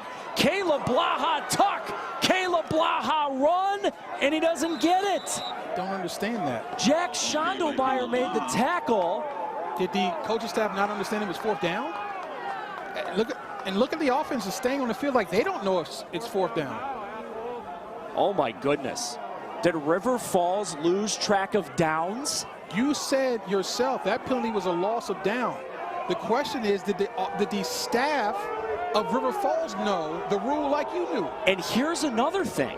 So the referee's microphone wasn't working, and if you could read lips, he said loss of down and held up 4th down. River Falls didn't know how many downs there were. Oh my goodness. Wow. We talked about managing the moments, didn't we? And I said, you're asking not just the players to manage the moments, you're asking the offensive staff and the defensive staff of both teams to manage the moment. And I think that moment was mismanaged by the Wisconsin River Falls Falcons. Now, they will contend that the referee's microphone wasn't working, but if you watch that back, he held up 4th down, and he clearly said loss of down. Great point. I don't think Caleb Blaha tucks and runs this if he thinks it's 4th down. There's no way he does. But here's the question. No one on the offense or the staff looked at the down markers. The down markers changed to 4th down. That's 1. 2, Hopkins knew it was 4th down. That's why they were celebrating. Okay, to be fair, though, too, you may have seen at the end of that replay, a Hopkins defender runs away and holds up 4th down like they forced him into 4th down. I don't even know if Hopkins knew it was 4th down. Interesting. Well, their sidelines were celebrating like it was. So I think at least some of them knew and some of them didn't. Wow. Like this game didn't have enough going. Schroeder back in, running left. And Schroeder's across the 45. They'll mark him right there. So there's one guy saying our ball. Well, I think this is after the discussion. So this is after the fact now. Yeah. So I think it became clear to everybody. But and nonetheless, you got to clear it and focus on the situation. Still a tie ball game at the end of the day. Both teams have to clear whatever just happened and find a way to execute at the highest level with under 2 minutes and 30 seconds left to go. Run it again. And Schroeder is stacked up shy of the first down. And now from Hopkins' perspective, you understand trying to play the clock, but Caleb Waite's a new kicker as within the month, and he missed a 39-yard field goal at the end of the first half, so they can't exactly play for a field goal. No, and I don't think that they're necessarily trying to play clock first. I think that what they're doing is understanding we might have screwed it up the last time we had the ball and threw the ball too much. We're averaging 8 yards a carry. Let's go ahead and run the football. I think you're just seeing really good run defense at the most opportune time for the River Falls Falcons defense. Craziness in the Division III semifinal. Johns Hopkins with the football, trying to make the title game for the first time. Whoever wins this game is going to play for a national championship for the first time ever. Johns Hopkins has got the football, 2 timeouts in their back pocket, and facing 3rd and 5 at their 47-yard line.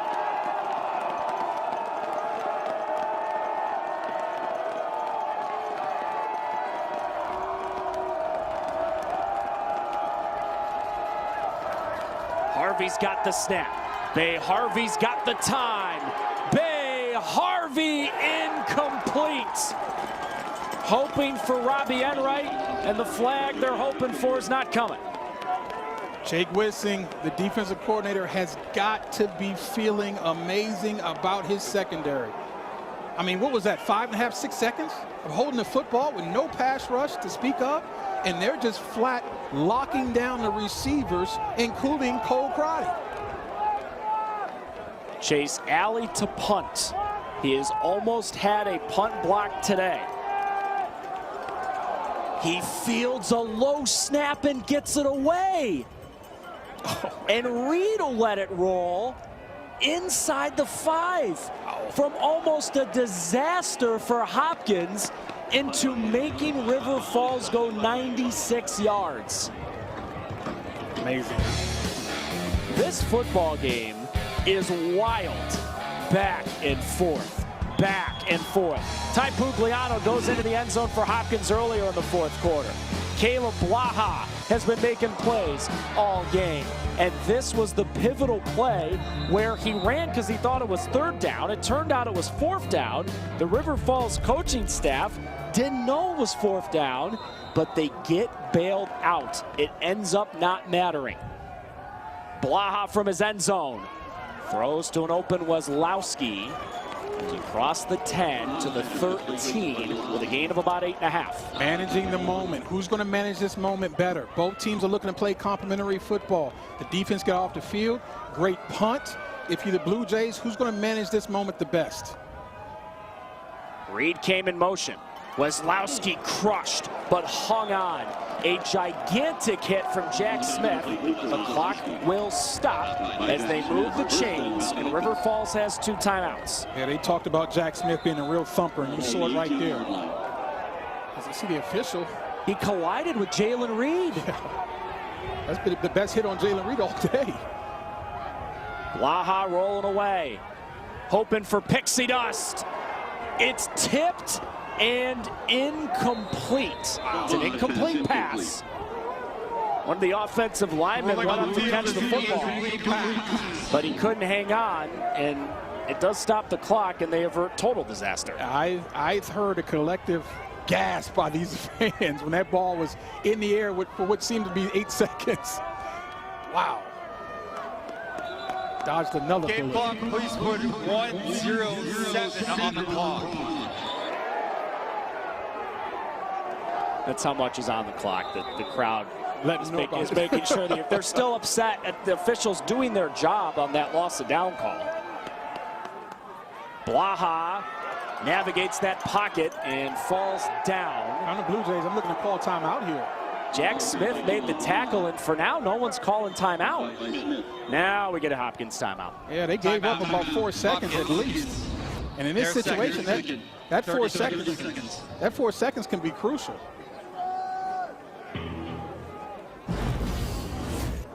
Two teams trying to make the national championship for the first time ever. A Johns Hopkins program that has been here 3 times since 2018. A Wisconsin River Falls program that's never been here. At one point earlier in this century, they had 19 losing seasons in a row. And on a day that can be generously described as brisk in River Falls, Wisconsin, it feels like one right now. Johns Hopkins and River Falls are playing a classic that one side will remember forever and one side will want to forget by Christmas if it doesn't go their way. 2 timeouts left for River Falls. Reifenberger, Hilton, Rush, and Reed. Those are the guys I'm looking to get the football to. Oh my gosh! Blake Rohr is alone! Blake Rohr with the greatest play in the history of River Falls football!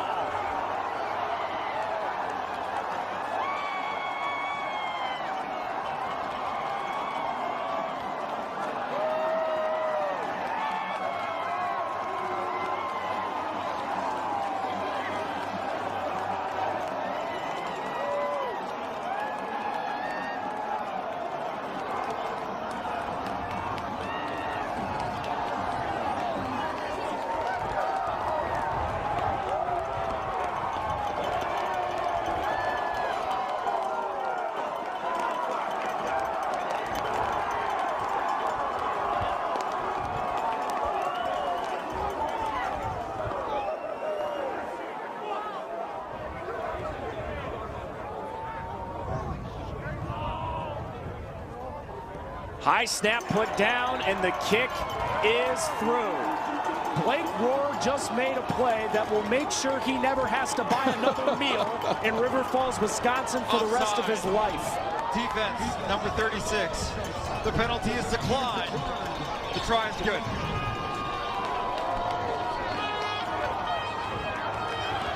Well, to me, Evan, this ball looked like it was supposed to be incomplete, and Rohr snatches it away from the incompletion land and puts it in the end zone land.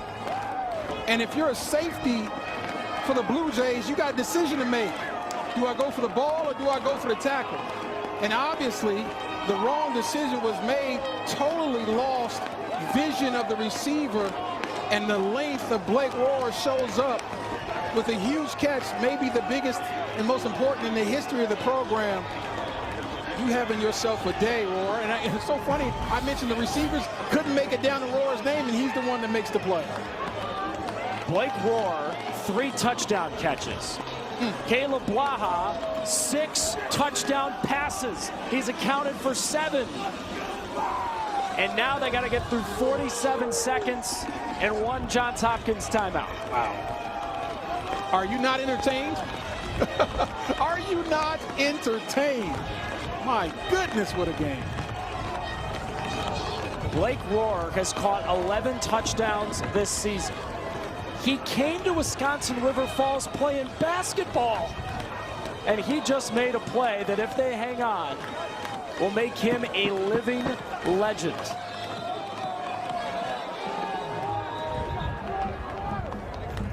Wisconsin River Falls, from 2001 to 2019, did not have a single winning season. But during COVID, when there was no Division III football, Matt Walker and his coaching staff decided, we got to do something to just make it fun, because we're not playing games.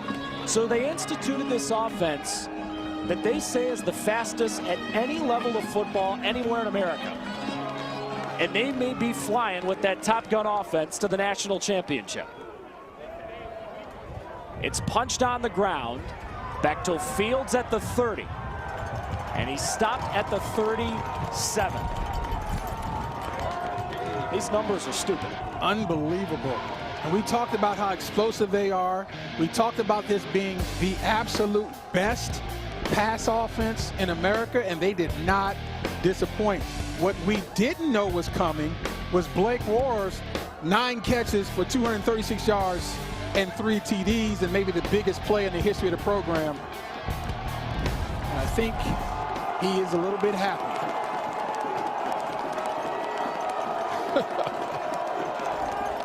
One last gasp for Johns Hopkins.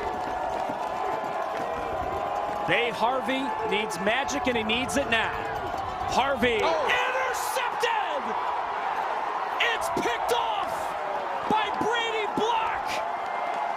His first career interception sends River Falls to the Stag Bowl.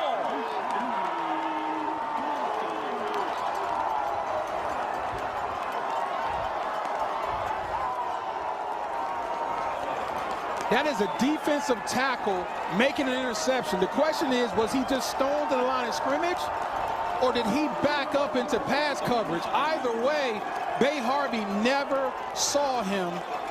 What an amazing play by Brady Block. And he's just standing in coverage, maybe spying. And again, Brady never sees him.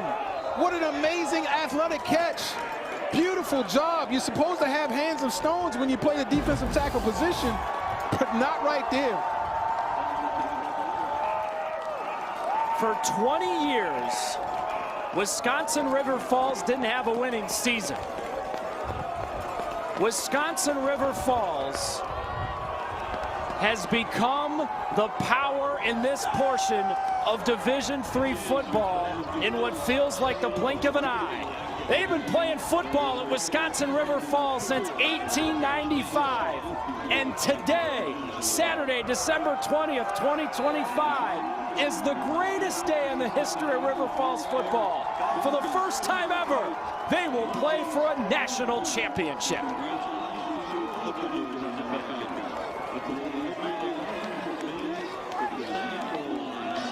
You know, this is one of those games, Tioka, where on one side, Wisconsin River Falls deserves to be elated. And on the other side, for Johns Hopkins, did not deserve to lose. Remarkable football game we just watched. Listen, they came in as the heavy underdog in a tough place to play, had some travel issues, and none of that mattered. They came in and played the game of their season and almost pulled it off. Nothing to hang your hat on. This was an amazing year for Johns Hopkins, and if you're Johns Hopkins, you're thinking our future's pretty bright. Remarkable stuff. You just watched history in River Falls, Wisconsin, on a day where it feels like it's won. A few days before Christmas, they just unwrapped a present under the tree they've been waiting for generations. For Tioka Jackson and our entire hard-working crew, Evan Stockton saying so long, where River Falls, Wisconsin River Falls, wins one of the best college football games you'll ever gain. All games airing on the ESPN Family Network, streaming live and archived on the ESPN app. This has been a presentation of ESPN.